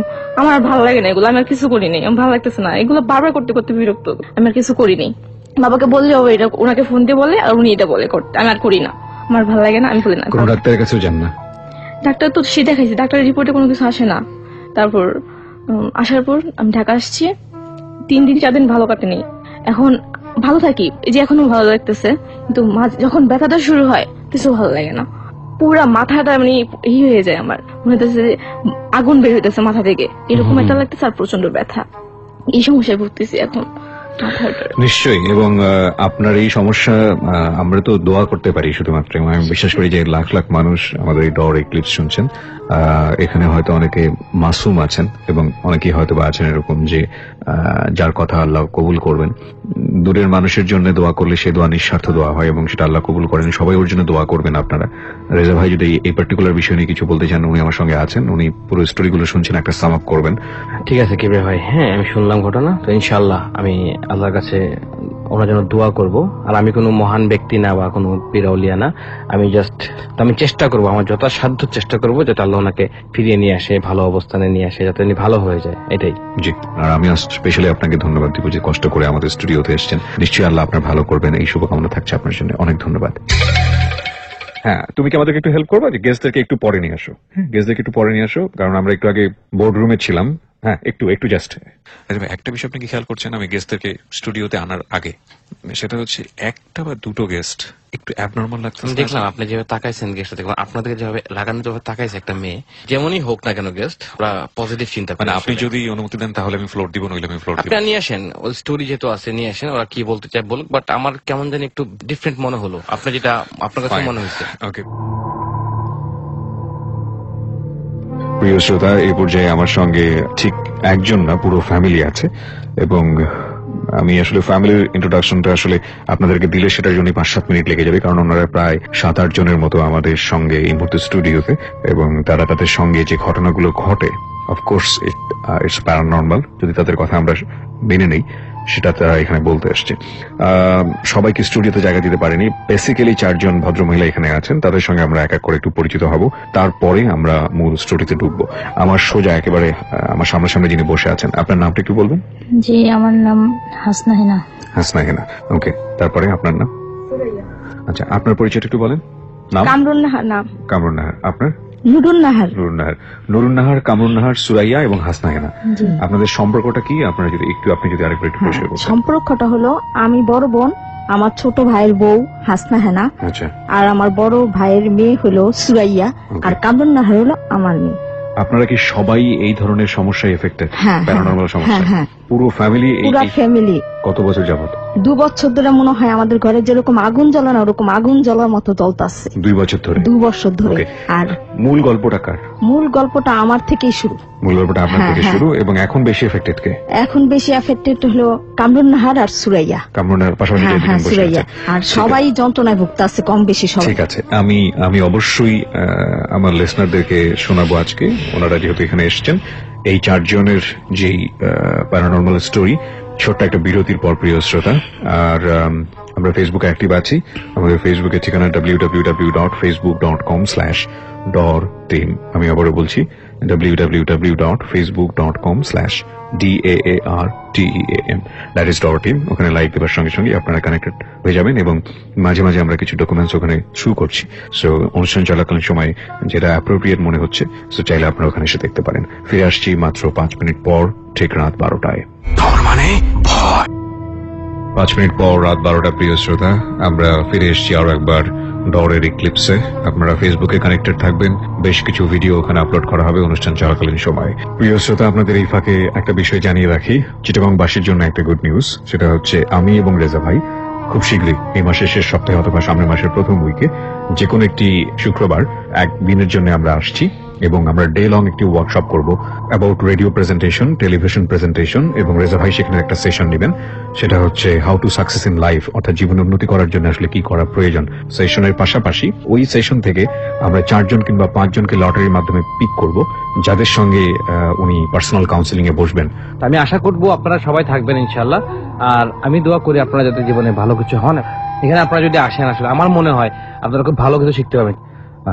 টিকিট নিতে হবে আপনাদেরকে, ভেরি টোকেন ফি, মনে হয় 500 টাকা করে নিচ্ছি। 500 টাকা। এবং এটা আসলে আমাদের যে অ্যাকোমোডেশন কস্ট সেটার জন্য, আমার যাওয়া আসার ভাড়াটা, সো ইটস টোকেন মানি। এবং আপনারা যদি এটা সংগ্রহ করতে চান, বাতিঘর আপনারা নিশ্চয়ই চেনেন, চিটাগংয়ের জামাল খান রোডের বাতিঘর লাইব্রেরি, ওখানে গিয়ে বললেই হবে জামাল খান রোডের বাতিঘর লাইব্রেরি। দ্রুত সংগ্রহ করবেন, কারণ আসন সংখ্যা কিন্তু খুবই সীমিত, মাত্র 200 জনের জন্য আমরা সুযোগটা দিচ্ছি। কারণ এই মাসের শেষ সপ্তাহে অথবা সামনের মাসের ফার্স্ট উইকে আমরা যে কোনো এক শুক্রবারে আমরা আসছি। আর আপনারা যদি এই বিষয়ে আরো বিস্তারিত কথা বলতে চান, তাহলে আপনারা সকাতে যোগাযোগ করতে পারেন।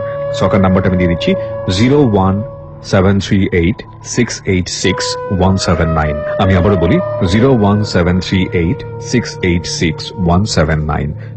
জি, আপনি বলতে চাচ্ছিলেন যে পুরো ঘটনাটা আপনি বলবেন, বলুন। আমি কামরুন নাহারের ছোটবেলা থেকে আমি ঘটনাটা শুরু করি। কামরুন নাহার যখন এসএসসি পরীক্ষার আগে থেকে আর একটু সমস্যা হইতেছে, তা ও বলে আমার তার ডাক্তার কাছে নিয়ে যাই, কিছুতে কিছু হইতেছে না। তারপরে ও ম্যাট্রিক পাস করার পর নিজের ইচ্ছা থেকে মাদ্রাসায় চলে গেছে। আমাদের পুরো ফ্যামিলিটাই আমরা দিনের রাস্তায় দিনের মেহনত করি। তখন সবাই মাদ্রাসা পরে ও একা শুধু স্কুলে ছিল। তখন নিজের ইচ্ছা থেকে মাদ্রাসা যাওয়ার পর ওর এই সমস্যাটা বেশি আরো দ্রুত গতিতে দেখা দিল। যেরকম মাদ্রাসায় গেলে পড়ে যেত, রাস্তার ভিতর মনে হইতো ওরা কি জানি ধাক্কা দিতেছে, হ্যাঁ এরকম মনে হয়। তারপরে পড়া দিতে পারে না হুজুরের কাছে, বিভিন্ন ধরনের সমস্যা দেখা দিতেছে। মানে মাদ্রাসা মাছ নিয়ে যেত, ওদিনই বেশি সমস্যা হতো রাস্তার মধ্যে। হ্যাঁ এরকম সমস্যা। মাছ নিয়ে যেত, হ্যাঁ ওদের খাবার নিয়ে যেতে হতো, কারণ ওরা সকালে যাইতো আর বিকেল বেলা আসতো। ও আচ্ছা আচ্ছা, দুপুর বেলার যে টিফিনটা ওটাতে যখন মাছ থাকতো সেটাতে বেশি প্রবলেম হতো। আচ্ছা আচ্ছা, এরকম সমস্যা দেখা দিত। পর ও আরিশা বলার পর তখন আমি বললাম তাহলে একটা হুজুর দেখাই, সমস্যাটা ডাক্তারিক না। তখন এক হুজুরের কাছে নিয়ে যাওয়া আপনাদেরই মনে হলো। হ্যাঁ হ্যাঁ, ডাক্তার দেখাইছি, অনেক ডাক্তার দেখাইছি। হ্যাঁ ডাক্তার দেখাইছি, মানসিক ডাক্তার দেখাইছে, তারপরে বিভিন্ন ধরনের ডাক্তার দেখাইছে। আমার মনে হয় সবসময় আমার পিছে ডাক্তার লাগেই থাকতো। ডাক্তারের কাছে কি প্রবলেমে যেতেন আপনারা? আমার এক এক দিনে এক একটা সমস্যা শুরু হইতো। আমার মনে হয়তো কি যে কে জানে হাত চিপে দিত। ডাক্তার বলতো যে এগুলি তোমার এমনি শুরু হয়েছে, তোমার মনের দুর্গতি, তুমি কিছু মনে করবা না, এরকম আমাকে বিভিন্ন কিছু বলতো। তারপরে বেশিরভাগ ঘুমের ওষুধ দিত। আমি সারা দিন রাত ঘুমায় থাকতাম। আমার মনে হয় 9-এ আমি পড়া পড়তে পারতাম না। আমি স্কুলের ভিতরে স্যারদের সামনে কান্নাকাটি শুরু করে দিতাম। আমার বাচ্চানকে জানে আমার আচ্ছা দিতেছে, তো সবাই আমার কত কি তোমার কি হয়েছে বলো বলো বলো। তারপর সবাই চিন্তা শুরু করে দিল যে ও এটা পাগলামানি করে, এমনি করে ও। আমি রাত্রেবেলা ঘুমাইতে পারতাম না, আমার এটা আরো বড় সমস্যা হইতো। কে জানি মনে হইতো কি রাত্রেবেলা পিছলা পিছলা আওয়াজ করে, এরকম অবস্থা। পিছলা আওয়াজ মানে পাকার ভিতরে পিছলা আওয়াজ। আর আমি রাত্রেবেলা ঘুমাইলে কে জানি আমাকে থাপ্পড় লাগে, পুরোপুরি মনে হইতো কি একটা মানুষের যেরকম হাত দিয়ে থাপ্পড় লাগায়, থাপ্পড়ের দাগ থাকতো না, থাপ্পড়ের দাগ থাকতো না। মারলে আমি সাথে সাথে করতাম কি লাভ দিয়ে উঠতাম, ওইটা না দেখতাম কি কেউ নেই। আমার পাশে আমার ছোট বোনরা ঘুমাইতো, আমি ওরা সকালবেলা উঠে গালাগালি শুরু করে দিতাম, এই তুই আমারে মারছ। ও বলতো যে আমি মারিনি, আমি বলতাম তুই আমার মারতাস। এই পর্যায়ে মা আমার আম্মু একটা হুজুরের কাছে লয়ে যায়। হুজুরে নিয়ে যাওয়ার পরে হুজুরে খাবারের তাবিজ দেয়। খাবারের তাবিজ কি জিনিস? জাফরান কালি দিয়া কাগজের ভিতরে লেখা দেয়, ওগুলি বলে ধুইয়া খাওয়ার জন্য। পানি দিয়ে ধুয়ে খেতে হবে? হ্যাঁ, পানি দিয়ে ধুইয়া খাইতে হইব। 12টা বাজে আমার মনে হতো কি রাস্তা দিয়ে যাওয়ার সময় যে কে যেন মানে আমাকে ডাক দিতেছে, আমি পিছে তাকায় দেখতাম কেউ নেই। এই জন্য আমি না, যদি কোনো বান্ধবী আমার ডাক দিত আমি তাকাইতাম না। তারপর সবাই আমার বয়রা কইতো, এই তুমি তাকাও নাকি, এরকম আমাকে শুরু করে দিত। আমি 9-এ থাকতে আমার মনে হয়েছে যে আমি একলা একটা বেঞ্চের মধ্যে একা একা রয়েছি, আমার সমস্যাটা আমি কেউ কাছে বলতে পারি না। এটা আচ্ছা 2014 সালে আমি এসএসসি পরীক্ষা দিই। এসএসসি পরীক্ষা দেওয়ার পরে আমার মাথার ভিতরে এরকম একটা জিনিস কেন ঢুকলো যে এই স্কুলে যদি থাকি তাহলে আমি জীবনও মানে উন্নতি করতে পারবো না। তাই আমি কি করবো, মাদ্রাসায় যাই। মাদ্রাসায় যদি যাই তাহলে আমি উন্নতি করতে পারবো। এই গ্রেড পাইছি ওই সময়। 14 সালে আমি মাদ্রাসায় যাওয়ার পরে স্কুলে স্যারেরা যে ধরনের খারাপ ব্যবহার করতো, এর থেকে আমার মাদ্রাসায় আরো বেশি খারাপ ব্যবহার শুরু হয়ে গেল। খারাপ ব্যবহার কেন করতো আপনার সঙ্গে? আমি জানি না, শুধু মানে সবাই আপনার সঙ্গে খারাপ ব্যবহার করতো? সবাই আমার সাথে খারাপ ব্যবহার করতো। এক পর্যায়ে আমি কই কি আমি মাদ্রাসায় পড়বো না। তারপরে থেকে আমার সমস্যা শুরু হয়। আমি খাবার লয়ে যাওয়ার সময় মানে আমাকে ধাক্কা দিয়ে ফালাই দেয়। কে জানি একটা বাতাস মানে আমার উপরে এলো, উপরে আমি ঠাস হয়ে পড়ে গেলাম। খাবারটা কোথায় নিয়ে যাওয়ার সময়? এই মাদ্রাসায় নেওয়ার সময়। সেটা তো আপনি একটু আগে বলছিলেন যে এটা হয়। এরকম সমস্যা শুরু হইলো। তারপরে শুরু হইলো কে জানি গলায় চিপতে।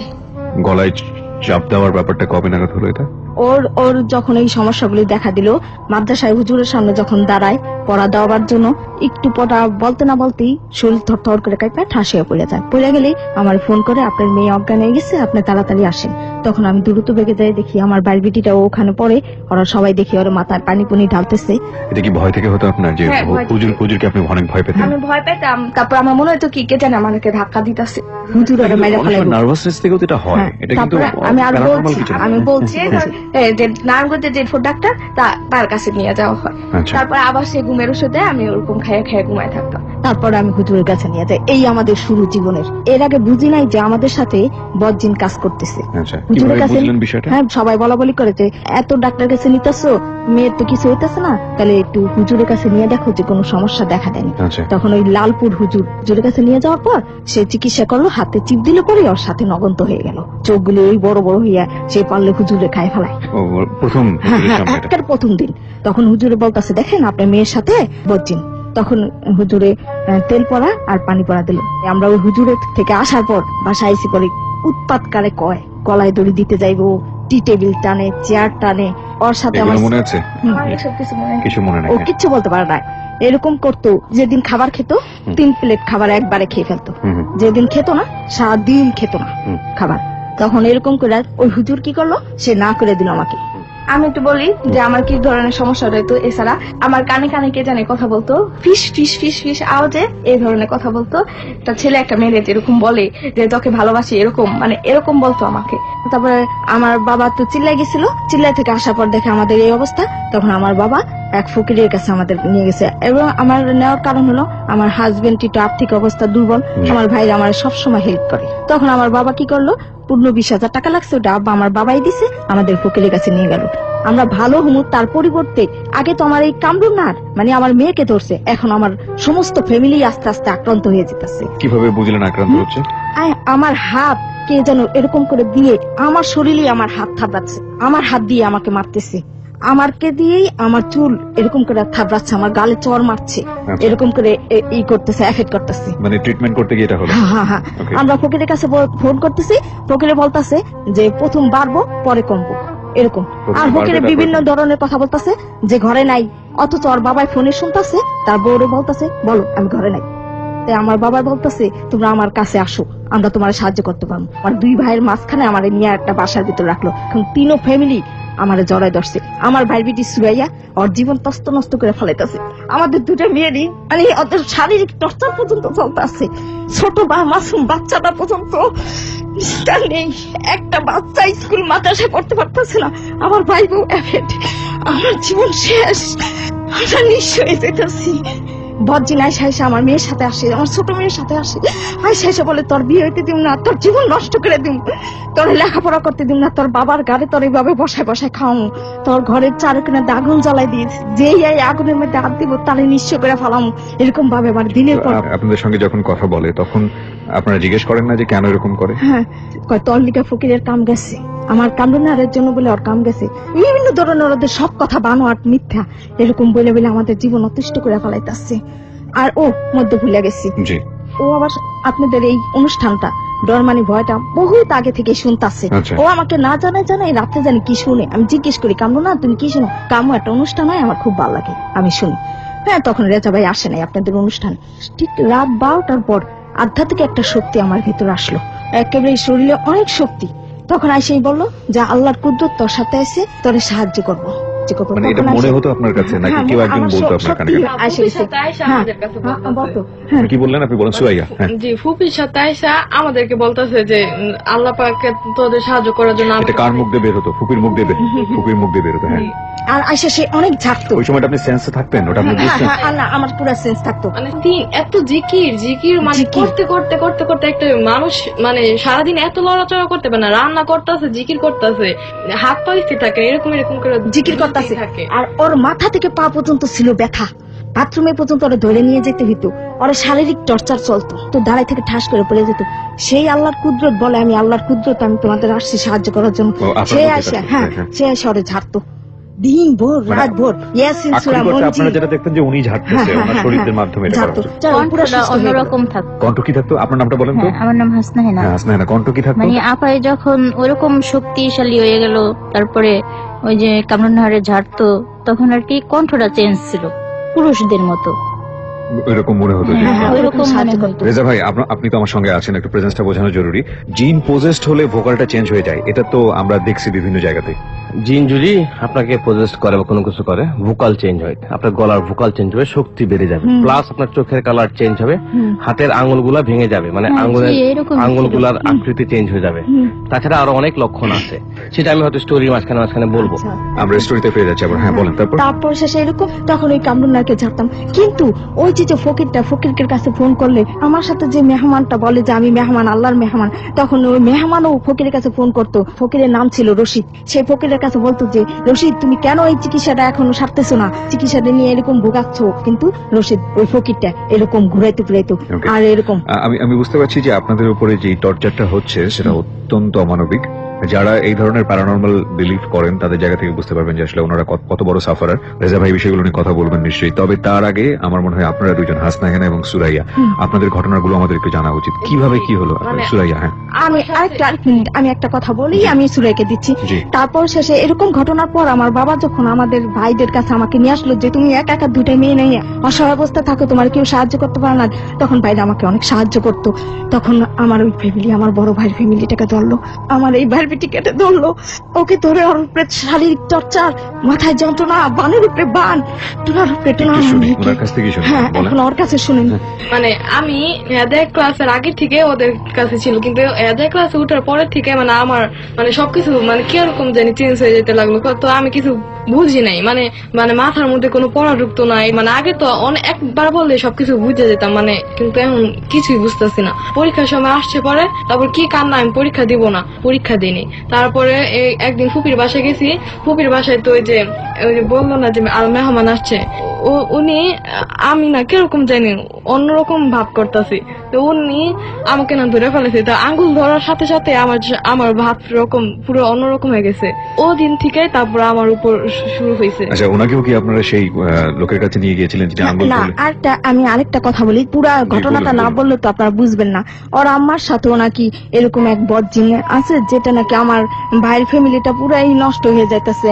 ওর আম্মুর যেরকম সংসারের কাজে মন বসতো না, বাচ্চাদের ফালায় রেখে যেত। রেজা ভাই, আপনার কাছে আমার একটা প্রশ্ন, একটু ইন্টারাপ্ট করছি, পুরো ফ্যামিলি কিভাবে এফেক্ট করতে পারে কিনা? এটা ঘটতে পারে, এটা পুরো ফ্যামিলি তো দূরের কথা, এমন সম্ভব ইভেন পূর্বপুরুষ থেকেও জিন আক্রান্ত হতে পারে।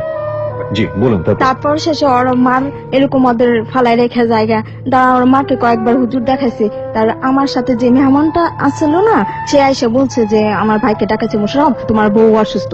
তখন ওই ফকিরের কাছে চিকিৎসা ওর মারটাও দিয়েছিল, বলছিল ফকিরের কাছে যে আমার ভাই যা আপনি ওর মার চিকিৎসা যদি ফকির অনেক টাকা খায়, তা আমরা তো একটু দুর্বল আর্থিক দিকে, একটা চিকিৎসা করে দিলে গরু নিবে গরু। তা আমার ভাই বলছে যে আমার ওয়াইফে মানে ওর মার কথা বলছে, ওর মা যদি সুস্থ হয়ে যায় তাহলে আমি সাথে সাথেই আপনার গরু দিয়ে দেবো। আমরা বুঝতে পারছি যে আপনাদের অনেক ঘটনার মধ্য দিয়ে যেতে হয়েছে লাস্ট 2 ইয়ার্স, কিন্তু সবচেয়ে বড় প্রবলেম গুলা কি হয়? আপনি যদি যেটাকে একটু বলছিলেন যে ও ঘরে জিনিসপত্র ভাঙচুর করে, যখন পোজেস্ট হয়ে যায় উল্টাপাল্টা আচরণ করে, এরকম পোজেস্ট কি ফ্যামিলি সবাই হয় নাকি শুধুমাত্র আপনাদের কাছে আপনারা যে আমাদের পাঠাইছেন এখানে আসার জন্য, সাথে সাথে আমার ছোট মেয়ের সাথে একজন আয়সা পড়ছে। আয়সা এরকম একটা ব্রিকেজ দিয়ে আমার মাথার ভিতর বাড়ি দিছে। আমার মেয়ে বাড়ি দিল? হ্যাঁ, আমার মেয়ে এতটুক বাচ্চা, 12 বছরের মেয়ে, শক্তি হয়ে যায় মনে হয় জোয়ান এক লোকের চাইতেও বেশি। আমরা 3 জনও ধরে রাখতে পারি না। শুধু মেয়েদের সঙ্গে হচ্ছে ফ্যামিলিতে নাকি ছেলে যারা আছে পুরুষ তাদের সঙ্গে হচ্ছে? ছেলে তো নাই।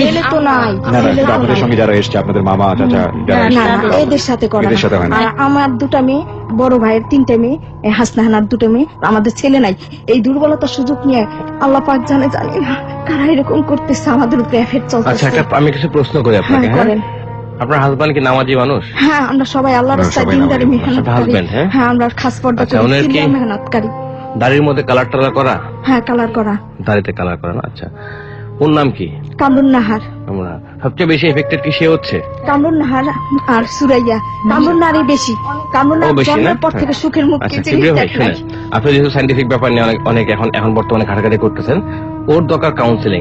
আপনাদের কথাবার্তা শুনে অনেক কিছু বুঝে গেছে, যেগুলো হয়তো পাবলিকলি বলা ঠিক হবে না। আমার না, আমাদের কিছু কিছু জিনিস থাকে, আমি এখন সাইন্টিফিকলি যাচ্ছি, কিছু কিছু জিনিস থাকে ভাই যেগুলো সেলফ মেড, হ্যাঁ, টু গেট মানে the position high in the house. হ্যাঁ, ওদের সামনে বললাম না যাতে রিয়েকশন না আসে আর কি। আপনার বাসার কাছে কোনো ডোবা আছে? আশপাশে ডোবা? 2টা পুষ্কুনি, এখন 2টা। হ্যাঁ, 2টা ডোবা, পিছনে ডোবা। এখানে আমার ধারণা, এটা জাস্ট আমার ধারণা, আমি কোনো সমাধানকারী না, আমি অ্যাডভাইজার হিসাবে আসি রেডিওতে। সমাধানকারী একমাত্র আল্লাহ। সেই ডোবা থেকে কিছু একটা আপনাদের ভিতরে ঢুকছে, বাসায় ঢুকছে, যেটা খুবই খারাপ, খুবই জঘন্য, এবং এটা একজন একা না, অনেকগুলো একসাথে। আমি বলতে চাই, এই বাসা আমরা এরকম আমরা 3টা করছি, বাসা পাল্টাইছি। প্রথমে একটা বাসা ছিলাম, সেটার ভিতরে মানে আশপাশ দিয়ে যে can I make a offer for the listeners? সেটা হচ্ছে আমরা কি ওদের বাসায় যেতে পারি একদিন? আমরা দরকার হলে আমরা ওদের পুরো বাসাটা দেখব। বাসা তো যেতেই হবে।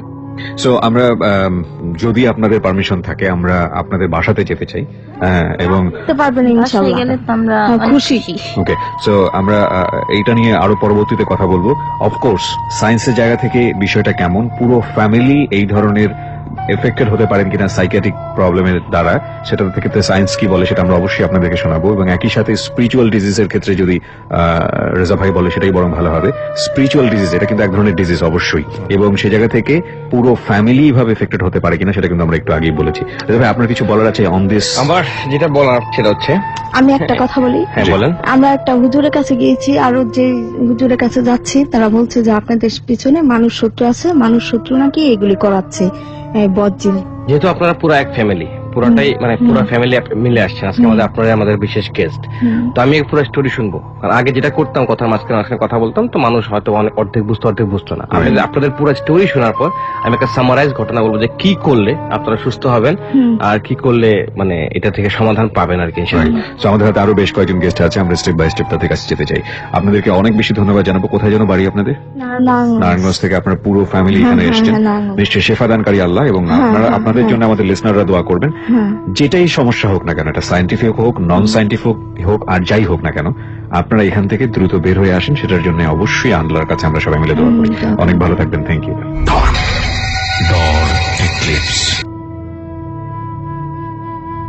বিরতির পর প্রিয় শ্রোতা, আপনাদের সবাইকে আরো একবার স্বাগত জানাচ্ছি ডর এক্লিপসে। রেজা ভাই, আমি আসলে কিছুটা নর্মাল কন্ডিশন থেকে একটু দূরে, কজ যে ঘটনাটা ঘটলো এই মুহূর্তে, আমরা বিরতির সময় আমরা আসলে এটা আমরা এক্সপেক্ট করি নাই। তবে আমার কেন জানি মনে হচ্ছিল যে মাদ্রাসায় থেকে যে লাইফটা করেছিলাম, ঘটনা কেরানীগঞ্জের যে মহিলা মাদ্রাসা থেকে আমরা যে হন্টেড লাইফটা করেছিলাম, সো আমার কেন জানি ওই এক্সপিরিয়েন্সের জায়গাটা থেকে মনে হচ্ছিল যে আজকে একটা দুর্ঘটনা ঘটলেও ঘটতে পারে। মানে স্টুডিওতে আমার এই লাইফে, মানে আমি 8 মাস ধরে রেডিওতে স্টুডিওতে আসি, স্টুডিওতে আমার সামনে এই ধরনের ঘটনা, 2টা মেয়েকে একসাথে সরাসরি জিন পজেস্ট করে ফেলা প্রথমবার ঘটলো। মানে এটা সাধারণত আমার লাইফে ঘটে না। বিলিভ করবেন না প্রিয় শ্রোতা, যে ঘটনাটা ঘটলো, মাফ করবেন, আমি সবার কাছে ক্ষমা চেয়ে নিচ্ছি, কজ আমাকে বাধ্য হতে হয়েছে সিচুয়েশনালি অবস্থাটা এরকম কন্ট্রোল করার জন্য। কিন্তু আমি না খেয়ে হারাই না এখানে বলি কিভাবে যাবে, আমি আপনাকে বলি, যখন কাউকে পদস্থ করবে জিন তাকে ধমক দেওয়াটা বাধ্যতামূলক, ধমক তাকে দিতেই হবে, এছাড়া জিন ভয় পাবে না। ইফরিত ছাড়া অন্য কোনো জিন এই ধরনের ঘটনা ঘটানো সম্ভব না। যে ঘটনাটা ঘটেছে, আমরা রেজা ভাইয়ের হঠাৎ করে মনে হলো যে সেলফোনে রেকর্ড করা উচিত, কিছু অংশ আপনাদেরকে ফেসবুকে দিয়ে দিচ্ছি, আপনারা দেখলে বুঝতে পারবেন। বাট আমার মনে হয় আমাদের স্টুডিওতে ধরনের গেস্ট না নিয়ে আসাটাই বেটার। আইডিয়া করা গেছে কিছুটা ঘটতে পারে, কিন্তু কি ঘটবে সেটা আসলে বলা সম্ভব না। ইটস অলসো ভেরি রিস্কি, মানে অনেক সিচুয়েশন, কারণ স্টুডিওতে এনভায়রনমেন্ট অন্যরকম থাকে, অফিসের এনভায়রনমেন্ট অন্যরকম থাকে, কেউ ওগুলোকে বিলিভ করে বা করে না, কারণ এগুলো যদি ভাইরালের মতো ছড়ায়, তাছাড়া একটা অ্যাক্সিডেন্ট যদি ঘটে যায় সেক্ষেত্রে রিস্ক কে নেবে। এটাই বলি যে আমরা আসলে কত বড় রিস্ক। ব্যাপারটা হয়েছে কখন লিসেন থেকে বলে দিই, যখনই আমরা বলছি আমরা আপনাদের বাসায় যাব, গিয়ে ট্রিটমেন্ট করার চেষ্টা করবো, তখনই তারা কিন্তু খেপে গেল আমাদের উপর, আপনার উপর খেপলো, আমার উপর খেপলো, তখন আমি সাথে সাথে মোবাইলটা বের করে ভিডিও করা শুরু করছি। খুব ভয়াবহ একটা পরিস্থিতি ছিল। প্রথম দিকে আমি কিছুটা ভয় পেয়েছিলাম, যে আসলে ভয় পেয়েছিলাম জিন বা এরকম এগুলো বিষয় না, ভয় পেয়েছিলাম যে যেহেতু অফিসের মধ্যে বিষয়গুলো হচ্ছে, কিভাবে সিচুয়েশনটাকে কন্ট্রোল, এত রাতের বেলা। পরবর্তীতে যাই হোক সিচুয়েশনটা কন্ট্রোল হয়েছে। আমরা ছোট্ট একটা ক্লিপ আপনাদেরকে দিচ্ছি, এই ক্লিপটা ভাইরাল হয়ে যাবে ডেফিনেটলি। বাট আমি চাই না আসলে আপনি ইন্সপায়ার করতেছেন, কিন্তু আমি আসলে চাই না যে এই জাতীয় মানুষ দেখুক, আসলে আমরা যে কথাগুলো বলতেছি সেটা মানুষের দেখা উচিত আমি মনে করি। এখানে একটা বিষয় বলি প্রিয় শ্রোতা, যে ভিডিওতে আপনারা যেই ধরনের আচরণ আমার কাছ থেকে পাবেন সেটার জন্য আমি ক্ষমা চেয়ে নিচ্ছি, কিন্তু সিচুয়েশনটাকে কন্ট্রোল করার জন্য আলটিমেটলি আমাকে এটা করতে হয়েছে। টু বি অনেস্ট, এরকম জায়গায় থাকলে আসলে সিচুয়েশনটা কিভাবে কন্ট্রোল হবে এটা আসলে বলাটা খুব মুশকিল অবস্থার মধ্যে। মেয়ে মানুষ তো, মেয়ে মানুষ তেরে গিয়েছিল, আমার দিকে অ্যাটাক করার জন্য কিন্তু তেরে গিয়েছিল দুইজনই, এবং হ্যাঁ অদ্ভুত ভাবে। যাই হোক, আমরা পরের জন যিনি আছেন তার কাছে চলে যাব। আমি কিছুটা মানে অ্যাবনর্মাল কন্ডিশনের মধ্যে আছি, আমি এখন পর্যন্ত বুঝতে পারছি না যে আমার সামনে এই ধরনের ঘটনা হঠাৎ করে ঘটে গেল। ছোট্ট একটা ক্লিপ আপনাদেরকে দিচ্ছি, ভিডিও ক্লিপ ফেসবুকে আছে, আমরা সরিয়ে ফেলবো জাস্ট একটু বোঝার জন্য। www.facebook.com/DAARTEAM DAARTEAM। আমি আবারও বলছি www.facebook.com/DAARTEAM ওখানে গিয়ে আপনি ভিডিওটা পাবেন। হ্যাঁ, ওনার পরিচয়টা শুনি। আপনার নামটা বলুন। আমার নাম হচ্ছে সাইফুল। সাইফুল, কোথা থেকে এসেছেন? আমি ঢাকা ক্যান্টনমেন্ট থেকে আসছি। ওকে, সাইফুল কি নিয়ে বলতে চান, আপনার লাইফের কি? আসলে সমস্যাটা হচ্ছে আমার না, দুটা বোন জমজ আছে ওদের, তো মূলত সমস্যাটা ছিল আমার নানুর থেকে। আমার নানু মানে প্রজেক্ট ছিল, তো এটা হয়তো আমি ওইভাবে কখনো দেখি নাই, আমার লাইফে একবার মাত্র দেখার চান্স হয়েছে নানুরটা। তো কিন্তু পরবর্তীতে আম্মু যখন প্রজেক্ট হইতো ভাইয়া, মানে আমি 2-3 বার দেখছি। একবার যেটা দেখলাম অনেক রাত্রে, তখন রাত হতো 1টা-2টা বাজে, আব্বু আম্মু এক রুমে ঘুমাচ্ছে, হঠাৎ করে আম্মু উঠে গেছে। উঠে গিয়ে বলতেছে যে আমার দাদা ছিল একটু হুজুর টাইপের, তো আব্বুর নাম নিয়ে বলতেছে এই মুন্সিদ ছেলে তুই ওঠ। তো আব্বু হঠাৎ করে ঘুম থেকে লাফ দিয়ে উঠছে, ওয়াশরুমে গিয়ে উজু করার জন্য প্রিপারেশন নিচ্ছে। তো আব্বু বলতেছে বাবা আমি তো ইয়ার উজুর দোয়াটা ভুলে গেছি। যে হোক, যে কোনো ভাবে আব্বু উজুটা করে আসে, আম্মুকে বলে ধরে যে কি হয়েছে, কি সমস্যা। তো কিছুক্ষণের জন্য সে প্রসেসটা ছিল, তো বিভিন্ন কথোপকথন হয় আব্বুর সাথে আম্মুর। একটা টাইমে আম্মু সেন্স চলে যায়, বাট সবচেয়ে বড় সমস্যা হচ্ছে কি ওই টাইমে আম্মুর গায়ে যে শক্তিটা আসে কন্ট্রোল করার মতো না। তো এরকম 2-3 বার আমার লাইফে আমি তো বললাম দেখেছি। তো সমস্যা হচ্ছে 2006 থেকে, মূলত 2006 আমার বড় আপার বাসায় একটা মেয়ে কাজ করতো, ওর বোনকে আমাদের বাসায় নিয়ে আসা হয়। 4-5 দিন পরেই আম্মু হচ্ছে ঠিক সন্ধ্যার দিকে মাগরিবের নামাজের একটু পর পর তেলের ভাজা পিঠা বানাচ্ছে। ওই মেয়েটাও আম্মুর সাথে কাজ করতেছিল। তো বলতেছে যে খালাম্মা আপনি প্রথম যে পিঠাটা, ওই পিঠাটা বাইরে ফেলে দিবেন। ওর কথা মতো আম্মু বলছে ঠিক আছে, যেহেতু বলছে ফেলে দেওয়ার জন্য পিঠাটা নিছে। আর ওই টাইমে আমার ছোট ভাই পিঠাটা নিয়ে নিছে পারি, হঠাৎ করে নাকি ওই মেয়েটার হাতটা উল্টে গেছে। ঠিক আছে, এই ওখান থেকে শুরু। 40 দিন মতো আমরা ওকে বাসায় রাখছিলাম, এরপর আমি বের করে দিই। এই 40 দিন অনেক ঝামেলার মধ্যে আমরা ছিলাম, মানে সে এই প্রজেক্ট হচ্ছে, এই আবার ভালো হচ্ছে। আমি মোটামুটি দেখলেও আমি ওই বিলিভ করতাম না, সাইকোলজিক্যাল হইতে পারে, যে কোনো প্রবলেমই হইতে পারে।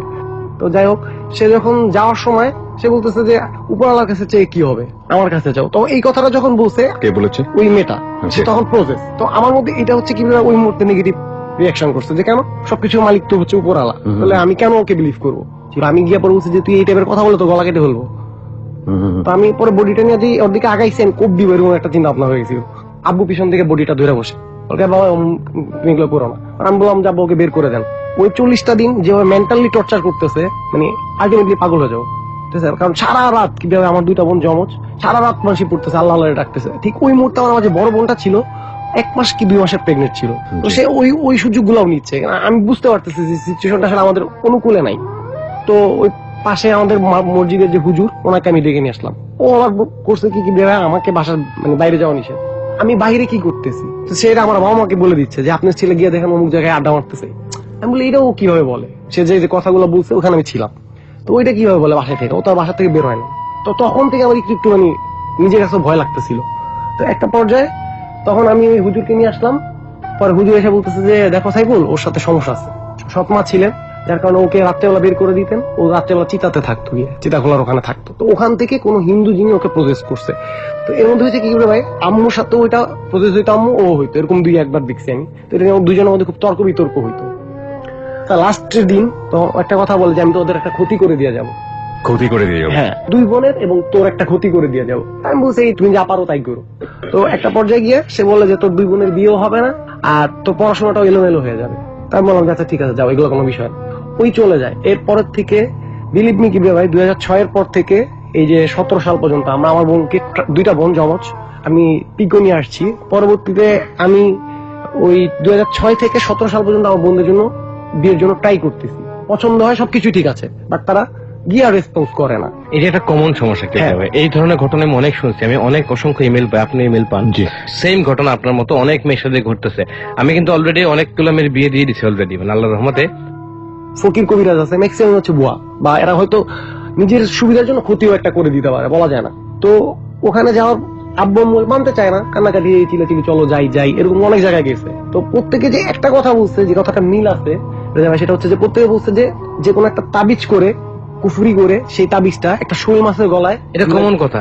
তো মাঝখানে আমি আমার 2009 বাইরে চলে যাই। আসার পরে এই 4 বছর আবার সেই ফ্যামিলির মেন্টাল প্যারা। বাবা বলতে না, কিন্তু ওই পজেস্টের জায়গাটা আমরা একটু যদি আসতে চাই, আপনি যে এই দুই বোনের কথা বললেন, তাদের অবস্থাটা এখন কি? আপনি বুঝতে পারছি যে আপনি সামাজিক জায়গা থেকে অনেক সমস্যার মধ্যে আছেন। হ্যাঁ, তাদের প্রজেস্ট, তারা আসলে কিন্তু প্রজেস্ট হয় না, তাদের উপরে যে বললাম না, বলা রাখছে যে তাদের উপরে নাকি ব্ল্যাক ম্যাজিক করছে। আমার কথা হচ্ছে এটা তো আসলে যতজন কাছে হুজুরের কাছে যাওয়া হয়েছে বা যতখানে যাওয়া হয়েছে সবাই একই কথা বলছে, বাট আমার কথা হচ্ছে এইগুলো তো কোনো ভিত্তি নাই। সে বলছে, আমি তো আসলে এটা, আমি তো যেহেতু নিজে বুঝি না। কিছু যদি বলার থাকে যাবে আপনার, ওদের ছবিটা দেখতে হবে আমাকে। ছবি ভাইয়া আছে, ব্ল্যাক ম্যাজিক গুলা করা হয় সাধারণত, সেগুলা কিন্তু আমাদের সমাজে পারিবারিক দিক থেকে বেশিরভাগ করা হয়, জায়গা সম্পত্তি নিয়ে, বা যে বদনজর যে ব্যাপারটা, বদনজর লাগানো, তাছাড়া এরকম আরো অনেক ব্যাপার স্যাপার আছে। আর যেগুলো আপনার উপরি হয়, মানে গাছ থেকে আসছে, পানি থেকে আসছে, বা কোথাও খেলতে গেছিল ওইখান থেকে ধরছে, এরকম ব্যাপারগুলো ঘটে। তাছাড়া আয়নার মাধ্যমে প্রবেশ করে, কোন নোংরা জায়গার মাধ্যমে প্রবেশ করে, বাসার ছোট একটা ফুটা, দরজা বা জানলা, সেই ফুটা দিয়েও জিন প্রবেশ করতে পারে, করে কাউকে পজেস করতে পারে। ইভেন এমনও আমি শুনছি, কিবরিয়া ভাই বিশেষ করে কিনা জানি না, আমাদের প্রোগ্রাম শোনাকালীন সময় অনেকে পজেস করে। শোনাকালীন সময়ে একটু আগে যা হলো সেটা তো আসলে মানে এর চেয়ে বড় প্রমাণ কি হতে পারে? ছবি দেখলে আমি কিছুটা বলার চেষ্টা করবো আর কি। ওকে, থ্যাংক ইউ সো মাচ। আপনি আসছেন সেজন্য আপনাকে ধন্যবাদ। শেষের বেলা কি কিছু বলার আছে আপনার? আমি ব্ল্যাক ম্যাজিকটা বিশ্বাস করতাম না, এখন একটু একটু যেটা করতেছি, বা যার জন্য আশা আর কি, যে গ্রামের যে মসজিদের ইমাম ছিলেন, তো ওই হুজুর কাজী নামার একটা আছে, ছোট চাচার মেয়ে, তো তার মাধ্যমে সে হচ্ছে তার মাধ্যমে আমার উপরে নাকি করছিল। এবং উনি যেহেতু মসজিদের ইমাম, উনি অবশ্য মিথ্যা কথা বলবেন না, কারণ উনি হচ্ছে আমার বাসায় আসছেন, মানে একটা নির্দিষ্ট টাইমে আইসা মসজিদের জন্য কিছু টাকা নিয়ে যান। উনি আব্বুকে বলতেছে যে বাবা আমি তো একটা ভুল করে ফেলছি, মানে আপনার ছেলের উপরে একটা ব্ল্যাক ম্যাজিক করেছে। তা আমি আব্বু আমাকে যখন বলছি, আমি লিখলাম বিলিভ করি না। উনি করলেই বা কেন, বা উনি আইসা বললেই বা কেন, কোন বেনিফিট পাবে এই জন্য হয়তো বলছে। তখন থেকে আমি বিলিভ করি যে না, হয়তো হইতেও পারে আসলে। এই জন্য ফ্যামিলি বারবার যখন প্যারা দিচ্ছে, তখন আমি বিভিন্ন জায়গায় গেছি, তো গিয়ে আসলে আলটিমেটলি আমি কোনো ফলাফলই পাইনি। অনেক টাকাই গেছে। একটা ব্যাপার বলি, মানে যার সমস্যা মূলত তাকে দেখতে হয়। ছবি দেখে দেখা যায় 20% বলা যায়, দেখা যাবে আমি যেগুলো বলবো সেগুলো নাও মিলতে পারে কিবরিয়া ভাই। যে পেশেন্ট তাকেই ওষুধ দিতে হবে। Okay, purely this is 100% non scientific. এই অনুষ্ঠানটা যারা শোনেন, অনেক সচেতন মানুষ এটা শোনেন, আমরা বারবারই বলে নিই this is an entertaining show, but we are dealing that kind of thing যেটা আসলে এন্টারটেইনিং এর জায়গা থেকে যাই না। এটা খুব সিরিয়াস একটা বিষয়, এবং স্পিরিচুয়াল ডিজিজ, এটা নিয়ে অনেক ধরনের ট্রিটমেন্টের কথা আছে, সারা দুনিয়াতে এটা আছে। সেদিন আমি একটা ডকুমেন্টারি দেখছিলাম রেজা ভাই, সেখানে মেক্সিকোতে একটা মার্কেট আছে ব্ল্যাক ম্যাজিকের উপরে, সমস্ত ধরনের টুলস ওখানে পাওয়া যায় মেক্সিকোতে। আর মেক্সিকোতে সবচেয়ে বেশি হচ্ছে টেরর কার্ড ভিডিও। আচ্ছা, ওটার উপরে একটা ডকুমেন্টারি, প্রায় 25 বছর ওই ডক্টর জাবালাটা, যেটা আমি লাস্ট এপিসোডে বলেছি, উনি একটা স্টাডি করে ওই জিনিসটা বের করেছে। এবং উনি লাস্টে গিয়ে যখন ওনাকে ইনহেল করা হলো শুয়ে, ওনাকেও যখন ক্যাথলিকের যিনি থাকেন আর কি, তো উনি বললেন যে আমি বেটার ফিল করতেছি আগের থেকে। পিওরলি সাইন্টিফিক ম্যান, ওনার তো এসব জিনিসে বিশ্বাস করার প্রশ্নই ওঠে না। ওখানে দেখলাম যে একটা জীবিত ব্যাঙ, সেটাকে কিভাবে হত্যা করা হচ্ছে, কিভাবে মানুষকে ওটাই করা হচ্ছে, কালো জাদু, মানে অদ্ভুত এক জায়গা এটা আছে। আপনারা মেক্সিকো থেকে অনেক ঘটে, বেশিরভাগ ঘটে মেক্সিকো, সাউথ আফ্রিকাতে ঘটে, আমেরিকার কিছু কিছু জায়গা আছে কান্ট্রি সাইড, সেগুলোতে খুব বেশি ব্ল্যাক ম্যাজিক হয়। আর সবচেয়ে আমার মতে দুনিয়ার সবচেয়ে বেশি ব্ল্যাক ম্যাজিক হয় বাংলাদেশে হতে, বাংলাদেশ, আমরা সেটা বুঝতেছি আর কি। তবে আমার মনে হয় যে এখান থেকে সেফ থাকার জন্য আমাদের যেই ধর্মীয় যেই ব্যাপারগুলো আছে সেগুলোকে সঠিকভাবে মানাটাই উচিত হবে। আর একটু আগে স্টুডিওতে যে ঘটনাটা ঘটেছে সেখানে আমি আমার লিসনারদেরকে সবাইকে বলবো এরকম ঘটনা ট্রিটমেন্ট কিভাবে হওয়া উচিত সেটার জন্য অবশ্যই আপনারা ভালো ডাক্তারের কাছে যাবেন। যদি আপনার মনে হয় যে না স্পিরিচুয়াল ট্রিটমেন্ট করাবেন তাহলে আপনার জায়গা থেকে যাকে আপনি দিনদার আলেম মনে করবেন তার কাছেই যাবেন। এখানে একটা ব্যাপার কি আপনাকে প্রশ্ন করতে চাই আমি, যেহেতু আপনি এখন সায়েন্স নিয়ে পড়াশোনা করতেছেন অনেক কিছুই, আমি ডাক্তারদেরকে অবশ্যই সম্মান করি এবং বলি ডাক্তার কাছে যেতে। আমাদের কাছে যদি 500 জন লোক আসছে এই পর্যন্ত, এই 500 জন একটা কথাই বলছে ডাক্তার দেখাইছি কোনো লাভ হয় নাই, তাহলে এই 500 জন কি মিথ্যা বলছে আপনি বলতে চাচ্ছেন? না, আমি তাহলে আপনাকে এটাও বলি সেই 500 জন প্রবলেম সলভ হয়নি তো বলেই তো এসেছে। যারা এরকম হয়তো 5000 জন আছে যারা হয়তো ডাক্তার সমাধান পেয়েছে। এই 500 জনের বেসিস আমরা ডাক্তারদেরকে বলতে পারি না যে তারা ভুল করতেছে।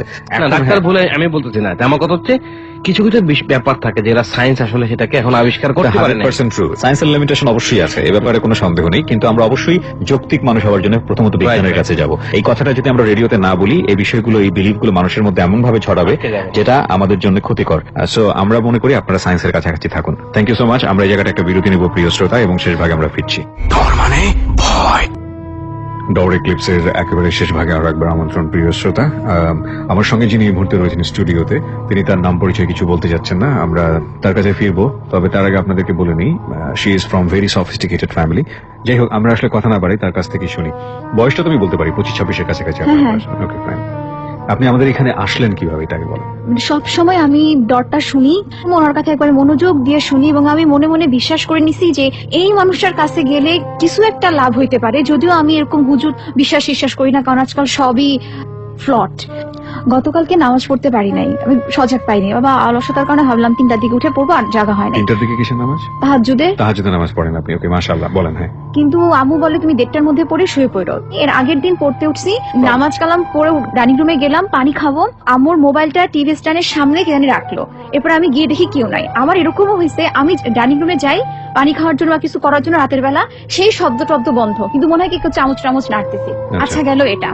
আরেকটা জিনিস কি, আমাদের বাসায় কিছু সমস্যা আছে, যেমন আমাদের বাসায় অনেকে বলে, আমার মা এগুলা বিশ্বাস করে না, সমস্যা বলতে আমাদের বাসায় নাকি কিছু একটা থাকে। এই জিনিসটা আমাদের নিচে তলার ভাড়াটিয়ারা ফিল করছে, আম্মুকে বলছে, মানে আমাকে বলছে, কিন্তু আম্মু বিশ্বাস করে নাই। আমার এক মামা বলছে। তাছাড়া আমাদের বাসা না মাসের পর মাস খালি যায়, এরকম এক ভাড়াটিয়া 6-7 মাস থাকে, তারপর এরকম খালি যায়। আমরা নতুন ফ্ল্যাট করে উঠছি আজকে 3-4 বছর। নতুন ফ্ল্যাটে আসার 1 বছর পর ওই ঘর ভাড়া হয় না, 1 বছর পরে হুজুর থাকলো, তারপরে সে চলে গেল, তারপর এরকম 6 মাস খালি। সেই ফ্ল্যাটে যখন আমরা থাকতাম, আমি আমার রুমে যখন ঘুমাচ্ছি, একদিন মনে হইলো কি আমার শরীরের ওপর কি একটা ভার পড়ে যাইতেছে মশারির উপর থেকে। তা আমি তো সোজা হয়ে শুয়ে রয়েছি। পরে আমার কাছে ফিল হওয়ার সাথে সাথে যখন আমার ঘুম ভেঙে গেল, আমি দৌড় দিয়ে চিৎকার দিয়ে আম্মুর রুম। আম্মু বলে কি হয়েছে। পরে আমি আম্মুর সাথে আমার বোনের সাথে শুয়ে রয়েছি। আমার বোন দেখলো আমার পাশ দিয়ে একটা আলোর মতন কি জানি জানলা দিয়ে বের হয়ে গেছে। আপনার বোন দেখেছে? ছোট বোন দেখছে, ও আবার তুলা রাশির। ওকে। তারপর আরেকদিন পড়তেছি, তাই আমি বলছি নিচতলার মনে হয় ভাড়াটিয়ার স্বামী স্ত্রীর কিছু একটা হয়েছে, তারা মনে হয় আন্টি এখানে সামনে কাঁদতেছে। শির এখান থেকে কেমন একটা গোঙানি করে মেয়েদের কান্না যেরকম, সেরকম একটা কাঁদ। আমি দরজা খুলি নাই। আচ্ছা, ওই পার্ট গেল। আমাদের নতুন ফ্ল্যাটে ওঠার পর একদিন আমি ঘুমাচ্ছি, হঠাৎ স্বপ্নে দেখি কি একটা দেহ, একটা ফিগার, মেবি একটা পুরুষ আকৃতির ফিগার, চেহারাটা কি আমি জানি না, খুব সুঠাম একটা দেহ। কিভাবে জানি আমি হা করলাম আর বাতাসের মতন করে আমার ভিতরে চলে যাচ্ছে। আর সেই মুহূর্তে আমি আল্লাহ শব্দটা কিভাবে বলছি না বলছি খেয়াল নাই, যাওয়ার পরে বলছি না আগে বলছি আমার খেয়াল নাই। তারপরে সত্যি কথা বলতে কি আমার খুব অস্বস্তি লাগতো। তারপরে রাতের বেলা যখন আমরা একসাথে 3 মা বেটি ঘুমাইতাম, তো আমি আমার রুমে ভয়ে ঘুমাইতাম না। মানে আমি ভয়ে ঘুমাতেন না? মানে আপনি ভয় পেতেন? আমি একা ঘুমাইতে পারি না, মনে হয় আমার পেছনে এরকম কেউ আছে, আমি আম্মুর সাথে ঘুমাইতাম। আর একটা ব্যাপার যেটা ইম্পর্টেন্ট, যখন আমি আমার আম্মুর গায়ে হাত রাখি, একদিন এরকম হয়েছে, কে জানি আমার মশারির ভেতর থেকে আমার কানের সাথে তার আঙুল ঘেঁষায়া তার হাতটা মশারি থেকে বের করিতেছে। আমি যেই ফিল করতে পারছি, সেই দিকে হাতকে দিয়েও কেউ তো নাই। কারণ আচ্ছা, আমার আম্মুর হাত যে আমার গায়ে লাগবে, আমার বোন তো অনেক দূরে, মানে লম্বালম্বি না শুয়ে যদি খাটের পাশ দিয়ে শোয় তাহলে অনেক জায়গা হয় না, তো আমার আম্মু আর বোন তো অনেক দূরে, আমি তো এখানে, আমার এখান থেকে কে আঙুল দিবে। তারপর আমি একটু ভয় পেয়ে গেছি। আবার আরেকদিন বলতে একটু আমার অস্বস্তি লাগতেছে, আরামসে বলেন, কোনো সমস্যা নেই। মানে আমি স্বপ্নে দেখলাম কতগুলো মহিলা, সামথিং পুতুল, তাদের হাতে আমাকে চেপে ধরে রাখছে। কি একটা ছেলে আসলো, তারা কিছু অশ্লীল করতে চাইছিল, মহিলাগুলো আমার হাত চেপে রাখছে, তারা কিছু অশ্লীল করতে চাই, আমি করার সুযোগ দিই নাই। সাথে আল্লাহ দিলে আমার জ্ঞান ফেরত দিতে, পাশে আমার মা ছিল, আমার মার গায়ে হাত পড়ে গেছে। আবার আরেকদিন আমি আমার মাকে নিয়ে স্বপ্নে দেখলাম, স্বপ্নটা এত বাস্তব যে আমার মায়েরই চেহারা, কিন্তু খুব আমার মা ডাইনির মতন হ্যাঁ সামহাও সে আমাকে জিদে আমার শরীরের কোনো একটা অংশে হাত দিছে, তারপর ঘুম থেকে দেখি আমার মা আমার পাশে শোয়া। আবার একটা জিনিস কি, যখন এরকম কিছু হয় তখন আমার হাত দিয়ে আমার শরীরে না এরকম লাল লাল দাগ লেগে থাকে, খামছি না দাগের মতন। সবচেয়ে ভয়াবহ কি হয়েছে জীবনে এখন পর্যন্ত এক্সপেরিয়েন্স ভয়াবহ? এখন পর্যন্ত যেটা হয়েছে, আবার আরেকদিন ওই যে একদিন আমার ছোট বোনকে স্বপ্নে দেখতেছে, আমার ছোট বোনকে অনেক মারতেছে, আমাদের বারান্দার দরজা খোলা, ঘুম থেকে উঠে থেকে ঠিকই বারান্দার দরজা খোলা, আমাকে লাঠি নিয়ে কতগুলো এলিয়েন টাইপের মানুষ, অনেক লম্বা লম্বা, তারা আমাকে দেখে যেতেছে যে এই মেয়েটাই সেই মেয়েটা, এই মেয়েটাই সেই মেয়েটা। পরে কারণ আমার মা সবসময় বারান্দার দরজা আটকায় রাখে, আর পরে ঘুম থেকে দরজা ঠিকই খোলা, আমার বোন ঠিকই আছে, কিন্তু যেরকম আমি দেখছি কিন্তু কেউ নাই। আর ছোটবেলা যখন ক্লাস 9-এ পড়ি তখন একবার এক ডাইনি মহিলা আমাকে একবার উপর থেকে নিচে ফেলাইতেছে। স্বপ্নে দেখছে একটা ডাইনি মহিলা কোলিনি উপর থেকে নিচে। এই ঘটনা বাস্তব আমার সাথে ঘটে। মানে এগুলোই ঘটে যায় আপনার সঙ্গে? হ্যাঁ, এরকম টুকরা অনেক ঘটনা আছে। আচ্ছা, আমি এখন কিছু প্রশ্ন আপনাকে করি। হ্যাঁ, আপনাদের ফ্যামিলিতে কোনো ছোট ভাই নাই? না, আমার 2টা বোন, আমি আর আমার বোন। আপনার আম্মুকে জিজ্ঞেস করবেন যে কোনো ছেলে সন্তান আসছিল কিনা গর্ভে যেটা মারা গেছে। হ্যাঁ, আমার মা খুব কষ্ট পায় ঘটনাটা মনে পড়লে, কোন একটা দুর্ঘটনা। হ্যাঁ, আচ্ছা, এটা ছেলে সন্তান কিনা কেউ জানে না। সন্তান ছিল, পেটে মারা গেছে। আমার ধারণা ছেলে। যাই হোক, ওটার জন্য উনি কষ্ট পাচ্ছে, স্টিল এখন হয়তো আমার মনে পড়লে কষ্ট পায়। নেক্সট কোয়েশ্চেন হচ্ছে, সত্যি কথা বলুন আমাকে। হ্যাঁ, যেহেতু আপনার নাম কিছু রেডিও যাচ্ছে না, অনেক মিথ্যা কথা বলে আমাকে, আলটিমেটলি লস আপনারই হবে। না বলেন। আপনার বাবার সাথে মায়ের রিলেশন কেমন? আমার বাবা তো মারা গেছে। কেমন ছিল রিলেশন? দুজনের সম্পর্ক ভালো ছিল, কিন্তু আমি যতটুকু আমি দেখছি তারা খালি লেগে থাকতো। আপনি কি এটা বিলিভ করেন মানে যদি আপনার মা না থাকতো অ্যাটলিস্ট আপনার অবস্থা খুবই বাজে হইতো? আমি জানি ভাইয়া, এটা একবারে লিখিত, সবাই পরিবারকে ধরে রাখার মা, এটাকে বিলিভ করেন? এটা বিলিভ করি, মানে এটা তো সবাই প্রমাণ পুরা। আমরা জানি সাধারণত যে বাবাই ধরে রাখে পরিবার।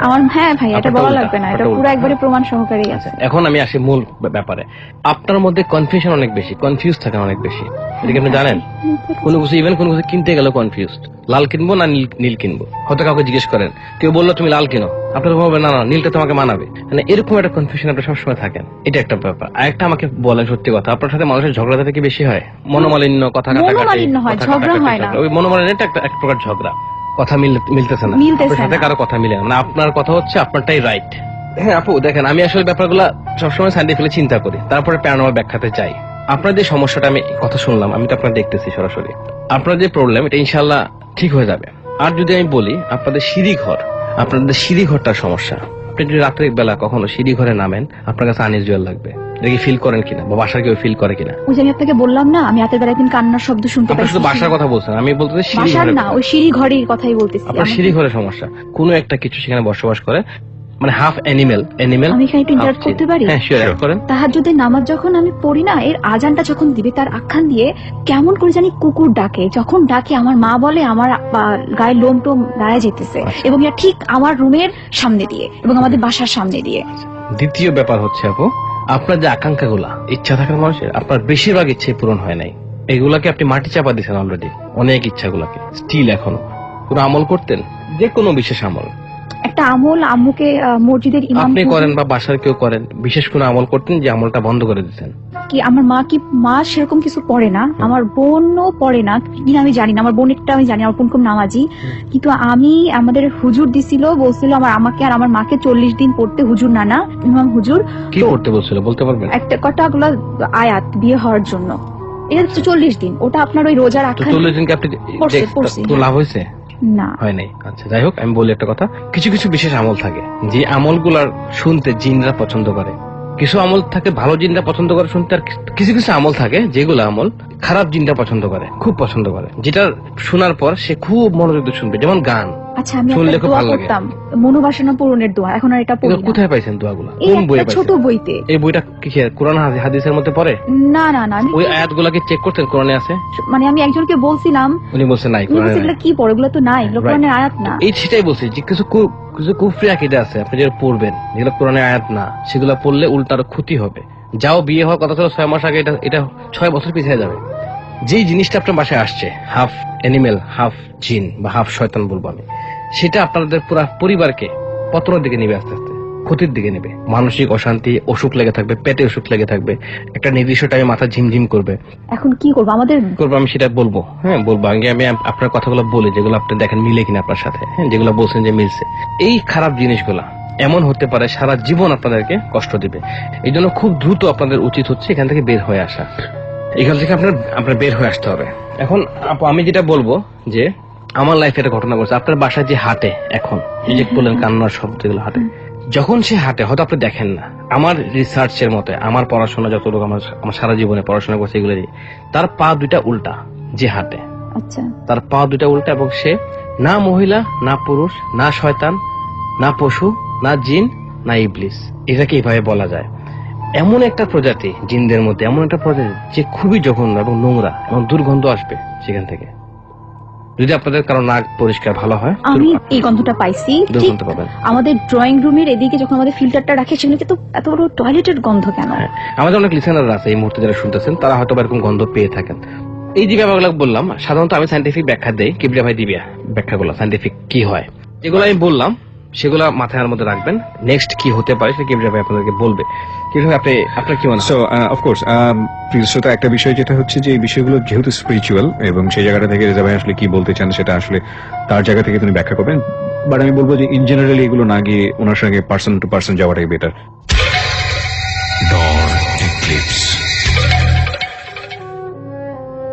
প্রিয় শ্রোতা, আমরা আজকে স্টুডিওতে যে ঘটনার মুখোমুখি হয়েছি, আপনারা ভিডিওতেও সেটা দেখেছেন।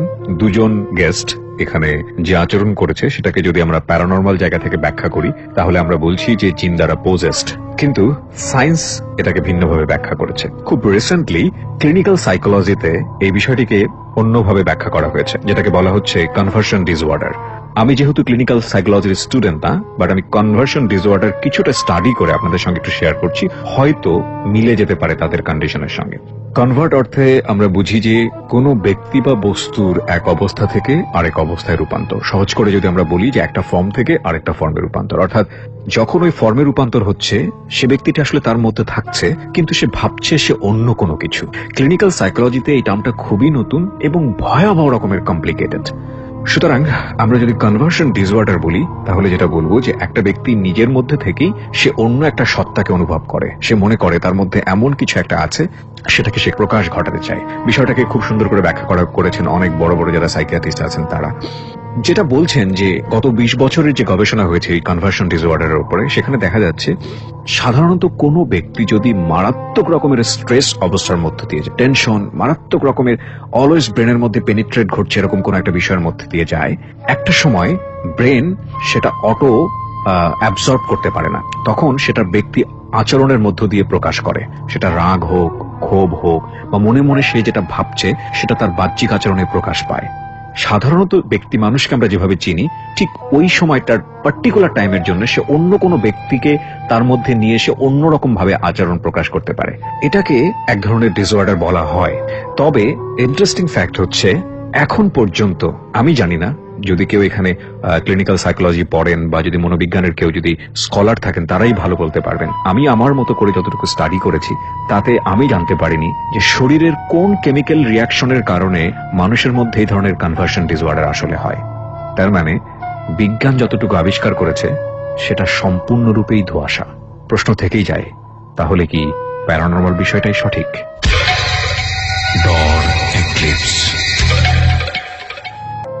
প্রিয় শ্রোতা, আমরা এ পর্যায়ে আপনাদের বেশ কিছু মেইল আমরা পেয়েছি। বেশ কিছু না বলবো, আমার মেইলে প্রায় 600 থেকে 1000 মেইল পেন্ডিং। তার মধ্যে একটি মেইল আজকে পড়তে চাই, খুবই গুরুত্বপূর্ণ একটি মেইল, এবং রেজা ভাইয়ের জন্য সেটা। মেইলটা আমাকে লিখেছে হচ্ছে মিন্টু রয়। প্রথমে আমার সালাম নেবেন। আমি আপনাদের একজন ভক্ত এবং নিয়মিত শ্রোতা। আমি চেয়েছিলাম একটা সরকারি জব করব, এবং এর জন্য অনেক ধোঁকা খেয়েছি, অনেক টাকা হারিয়েছি। আমার জন্য যে কাজে হাত দিই সেটাতেই ব্যর্থ হই, অন্যের জন্য যা করি সফল হই। আমি ভালো ছাত্র ছিলাম, কিন্তু 3 বছর আগ থেকে বই ধরলে একটুও মন বসে না। আমি এবার LLB করছি। এটাকে আমি পেশা ভাবি না, কারণ আমাদের এটা হবে না। মানুষকে অনেক উপকার করেছি আমার সমস্ত কিছু দিয়ে, বিনিময়ে কিছুই পাইনি। রক্ত আমার সাথে বেইমানি করেছে। যা হোক, এখন কিছু যা আমার সঙ্গে ঘটে সেটা বলি। রাতে ঘুম হয় না বললেই চলে। যখন ঘুমাই তখন দেখি আমি না হয় অন্য কোনো এক মানুষকে খুন করছি, তা আবার রক্তের কেউ, মানে ও যেটা বোঝাতে চেয়েছে যে রক্তের সম্পর্কের কোন একজন কেউ খুন করছে স্বপ্নের মধ্যে। এবং আরো আজে বাজে স্বপ্ন দেখি। আমার এক কাকা, আমি যখন কলেজে পড়ি তখন ভূত বা অন্য কিছু আছে বিলিভ করি না। এই কথা যখন বললাম কাকাকে, তখন সে বলল আছে তো। এক রাতে সে আসন তৈরি করলো, তারপর কি কি যেন বলছে। হঠাৎ শুনি ঘরের উপর অনেক বড় একটা শব্দ। আমি একটু ভয় পাই। এখন আসি ঢাকার দুটো ঘটনায়। আমি একজন গৃহ টিচার। আমার ছাত্রের বাসায় ছাত্রের আম্মু তার স্বামীকে ভালো পথে আনার জন্য একটা হুজুরকে নিয়ে আসে, তার কাছ থেকে অনেক তাবিজ রাখে। আমি যখন শুনি তখন হুজুরকে আমি বলি এসব ভাওতাবাজি। তার সাথে আমার কিছুটা তর্ক হয়। তারপর আমার ছাত্রীর বাবাকে বশ করেছে এক লোক, উনি নাকি জিন পরি দিয়ে ভাগ্যের চাকা ঘোরাবে, আর ওই লোকটির সাথে নাকি সবসময় জিন পরি থাকে এবং সে নাকি অগোচরে তা কিছু কথা বলেছে, এখানে সেটা আসলে উচ্চারণ করা সম্ভব নয়। আচ্ছা, যা কিছু কেউ বলবে তা নাকি সে বলে দিতে পারে। আমি শোনার পরে একদিন বললাম আমার ছাত্রীকে যে তোমার কাকাকে আজ রাতে বলবা আমি থাকবো। যে একদিন রাতে আমি ওই লোক আমার ছাত্রীর মা বাবা ছাত্রীর বাসায় বসলাম, উনি ওনার যা কিছু করণীয় করলো। দেখলাম হঠাৎ মাছ ধরার পর যেভাবে লাফায় উনিও সেভাবে লাফাচ্ছে। একটু সময় পর লাফানো থামলো। হঠাৎ আমাকে বলল তুই হিংসা করো, আরো অনেক কথা। আমি চুপ, কিছুই বলিনি। পরের দিন আমি ছাত্রীকে বললাম উনি যেন আমার সামনে না পড়ে, পড়লে মারবো, ভণ্ডামি ছুটিয়ে দেব, কারণ ভূত জিন পরি বলতে কিছু আছে তা আমি বিশ্বাস করতাম না। আমি এখন বর্তমানে একজন মানসিক রোগী, টাকা পয়সা নাই বললেই চলে এবং বেকার। কি করব ভেবে পাচ্ছি না। আমার এর জন্য দায়ী কি আমি, না ওই 3টি লোক? আমাকে কি ব্ল্যাক ম্যাজিক করা হয়েছে রেজা ভাই? আমি জানতে চাই। প্লিজ কিবরিয়া ভাই আপনার বিভিন্ন রকমের রিকোয়েস্ট করেছে এবং ছবিও দিয়ে দিয়েছে, তার হাতের ছবি প্লাস হচ্ছে ফেসের ছবি। রেজা ভাই আপনি যদি হাতের ছবি দেখতে চান, আপনার এই হচ্ছে তার হাতের ছবি। শুধু আমি কোনো জ্যোতিষী না। তারপর আজকের এই মেইলটা খুব ইম্পর্টেন্ট আমি মনে করি কিবরিয়া ভাই, কারণ এই যে হতাশার রোগটা অনেকের আছে। এজ মাই স্টাডি আমি বলবো আপনার এই রেখা যেটা দেখাচ্ছে আপনার লাইফের অনেক আগে থেকেই সমস্যা, নতুন না। আপনি কোন এক সময় হাতের মধ্যে দাগা বাঁধতেন, দাগা রশি মশি বাঁধে, দড়ি বাঁধতেন, হ্যাঁ, সেখানে দেখা যাচ্ছে যে আপনার উপর ব্ল্যাক ম্যাজিকের এফেক্ট সামান্য আছে এবং এটা কাটার দিকে। আর আপনার হতাশার যে ব্যাপারটা, সেটার জন্য আমি বলবো চিটাগাং এ আমাদের একটা প্রোগ্রাম হবে, সেখানে যদি আপনি অ্যাটেন্ড করতে পারেন। কিবরিয়া ভাই বললে চিটাগাং থেকে আসছে, চিটাগাং থেকে আসছে না, উনি যদি তাহলে চিটাগাং এ আমাদের প্রোগ্রাম অ্যাটেন্ড করেন। আমরা চিটাগাং এ যাচ্ছি 10 তারিখে, আমরা চিটাগাং এ যাচ্ছি 10 তারিখে, আমাদের সেশনটা হচ্ছে 11 তারিখে। আমাদের 11 তারিখে সেশন হবে, আপনি সেখানে অ্যাটেন্ড করেন। How to success in life এই ব্যাপার নিয়ে আমি কথা বলবো। আমি দেখতে পাচ্ছি আপনার মধ্যে, আপনি ফেস দেখলাম, আপনি কখনো কোন ফুলের বাগানে অনেক সময় ইউজ করছেন যেখানে বিভিন্ন কালারের ফুল ছিল, কিন্তু সেগুলো ফুল না। এমন হতে পারে সেটা ফলের ফুল, মানে ফলের মধ্যে ফুল ধরে না, মাঝে মাঝে হয় না, আগে ফুল আসে তারপর ফল আসে, সেটা তো সবসময় হয়। এরকম ফল আর ফুল দুটোই একসাথে আসলে আলাদা করা যায়। এরকম একটা বাগানে আপনি বেশ কিছু সময় কাটাইছিলেন, হাঁটাহাঁটি করছিলেন, তখন এটা আসলে হাস্যকর হলো ব্যাপারটা, বাস্তব আমি মনে করি। মানে এটা বিলিভ প্যারানর্মাল জায়গা থেকে বিলিভ করা না করা আপনার ব্যাপার। আপনি কোন একটা গাছের মধ্যে পাড়া দিয়েছিলেন, সেই গাছটা ছিল ফলের গাছ, যেই গাছে আমি বলবো না ভালো খারাপ কিছু বলবো না, কোন একটা জিনের বাচ্চা সেখানে ছিল। মানে এটা আমি আমার মনে হচ্ছে আর কি। এখানে ভয় পাওয়ার কিছু নাই, আমাদের কথা বিলিভ করার দরকার নেই। আমি বারবারই আপনাদেরকে একটা কথা বলি, আপনি নিজেও স্টাডি করেন। কিন্তু আমি যেমন ওনার মধ্যে যা দেখতেছি, ওনার চতুর্দিক থেকে ওনাকে অ্যাটাক করা হচ্ছে, চতুর্দিক থেকে। ওনার যে কনফিউশনটা, যে উনি যে 3 জনের সাথে ফাইট করেছে, যে 3 জনকে উনি ভণ্ড বলেছে, তাদের কোনো ইফেক্ট ওনার উপরে পড়েছে কিনা, সেটার এফেক্ট আমি যদি বলি পড়ছে, যদি মনে করেন ফর এক্সাম্পল আমি বললাম পড়ছে, তো সে কিন্তু ফাইটিং করবে তার সাথে। আর যদি বলি পরে নাই, সেটাও মিথ্যা হবে। তো আমি চাচ্ছি না, আমি কখনো আজ পর্যন্ত এমন কোনো কথা রেডিওতে বলি নাই যেটাতে কারোর মধ্যে কারোর সম্পর্কে মানে অনিষ্ট ঘটুক। আমি সম্পর্ক ছিন্ন করতে চাই না, কারণ আপনি সেটা ভুলে যান, কে কি করছে সেটা ভুলে যান। আপনি সলিউশনের দিকে আসেন, সারা জীবন কিভাবে ভালো থাকা যায় সে চিন্তা করেন। কিভাবে সাথে কন্ট্রাক্ট করেন বা আমাদের সাথে কন্ট্রাক্ট করেন, আমি রোকেয়ার ব্যবস্থা করা বা যে কোনো ধরনের জিনিস আপনাকে দিব ইনশাল্লাহ। রাতের বেলা আপনি বাইরে থাকবেন না, খুবই ইম্পর্টেন্ট। কিভাবে ভাই, অনেক লিসেনার আছে যারা, আমাদের মধ্যে মানুষের মধ্যে কিছু কিছু পার্সেন্টেজ মানুষ থাকে যাদের মধ্যে খুব ইজিলি দেখবেন অসুখ এফেক্ট করে চলে আসে। যেমন অনেক সময় আমরা দেখি সিজারের বাচ্চারা খুব দ্রুত অসুখ হয়, গ্রামের বাচ্চাদের মাটিতে খেলাধুলা করে তাদের অসুখ হয় না। ঠিক তেমনি জিনরাও বা খারাপ শয়তানরাও বা কোনো খারাপ আত্মা বলেন, সেটা কিছু কিছু মানুষদেরকে খুব ইজিলি এফেক্ট করতে পারে। যদি আমি এক লাইন যোগ করি তাহলে সেটা বলবো যে কোনো গাছে পাড়া দেওয়া বা কোনো কিছু করা, এটা নিয়ে আমরা অলরেডি একটা ঘটনা কিন্তু ফেস করেছি। আপনারা যদি মাদ্রাসা সেই হন্টেড প্লেসের লাইভটা আপনারা যদি দেখে থাকেন, যেটা আমরা বোধহয় কোথায় কেরানীগঞ্জের মারি, শুধু মাদ্রাসা না, আমি আরো কিছু লাইভ করছিলাম সিলেটে, সেম ঘটনা করছে। আমরা একটা গাছে পাড়া দিলাম, কি একটা সাদা দৌড় দিল আমাদের সামনে, পুরোটা ক্যামেরাতে আসছে। পরে স্টোরিটা শুনলাম ওনার কাছে, গাছটাতে নাকি জিন থাকতো, এটা উনি আগে থেকেই জানতেন। তো গাছে পেরেক মারতে মারতে উনি নাকি বলেছিল এই গাছে নাকি কি আছে, তো কিছু থাকলে আমার কাছে আসো। পরবর্তীতে মাদ্রাসার অনেকেই এফেক্টেড হয়। এফেক্টেড কি মহিলা পর্যন্ত আদাবা গলে গেছে। হ্যাঁ, এবং একটা বিষয় জেনে খুব অবাক হবেন, জিনরা কিন্তু মানুষকে মারাত্মক রকমের ভয় পায়। সুতরাং জিনদেরকে ভয় পাওয়ার কোনো কারণ নেই, বরং আপনি আমল করেন, ভালো থাকবেন। ওকে, থ্যাংক ইউ রেজা ভাই। আমরা মেইল দেওয়ার জন্য বলবো আপনাদেরকে, মেইলটা একটু সুন্দর করে লিখুন, আমাদেরকে বিস্তারিত পড়তে পারি। আমাদেরকে মেইল পাঠানোর ঠিকানা হচ্ছে www.rj-kebria.com। আমি আবারও বলছি www.rj-kebria.com, that is rjkebria.com। আমরা শেষ করবো আজকের মতো ডর ইক্লিপস।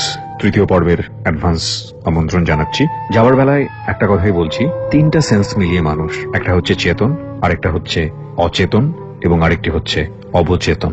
আমরা যখন চেতন অবস্থায় থাকি তখন জানি না আমরা যখন অচেতন হই তখন আমরা কি অবস্থায় আছি বা থাকবো, কিংবা আমাদের অবচেতন মন কি বলছে। সুতরাং কোনো কিছুই অবিশ্বাস করবার আগে একবার ভাবুন। রেজা ভাই, এবার আপনার যদি কিছু বলার থাকে। লিসেনারদের যে ভালোবাসা আমি পেয়েছি এত অল্প দিনে, আপনারা যে ভালোবাসা পেয়েছি, মানে যেতে তো হবে, 2 ঘন্টা শেষ। তো আমি দোয়া করবো আপনাদের সবার জন্য, আপনারা আমাদের জন্য দোয়া করবেন ইনশাল্লাহ। আমাদের প্রোগ্রামটা কেমন হচ্ছে আমাদেরকে জানাবেন। গঠনমূলক সমালোচনা, রাইট, এটাই বলে আমি আজকে বিদায় নিচ্ছি। আসসালামু আলাইকুম।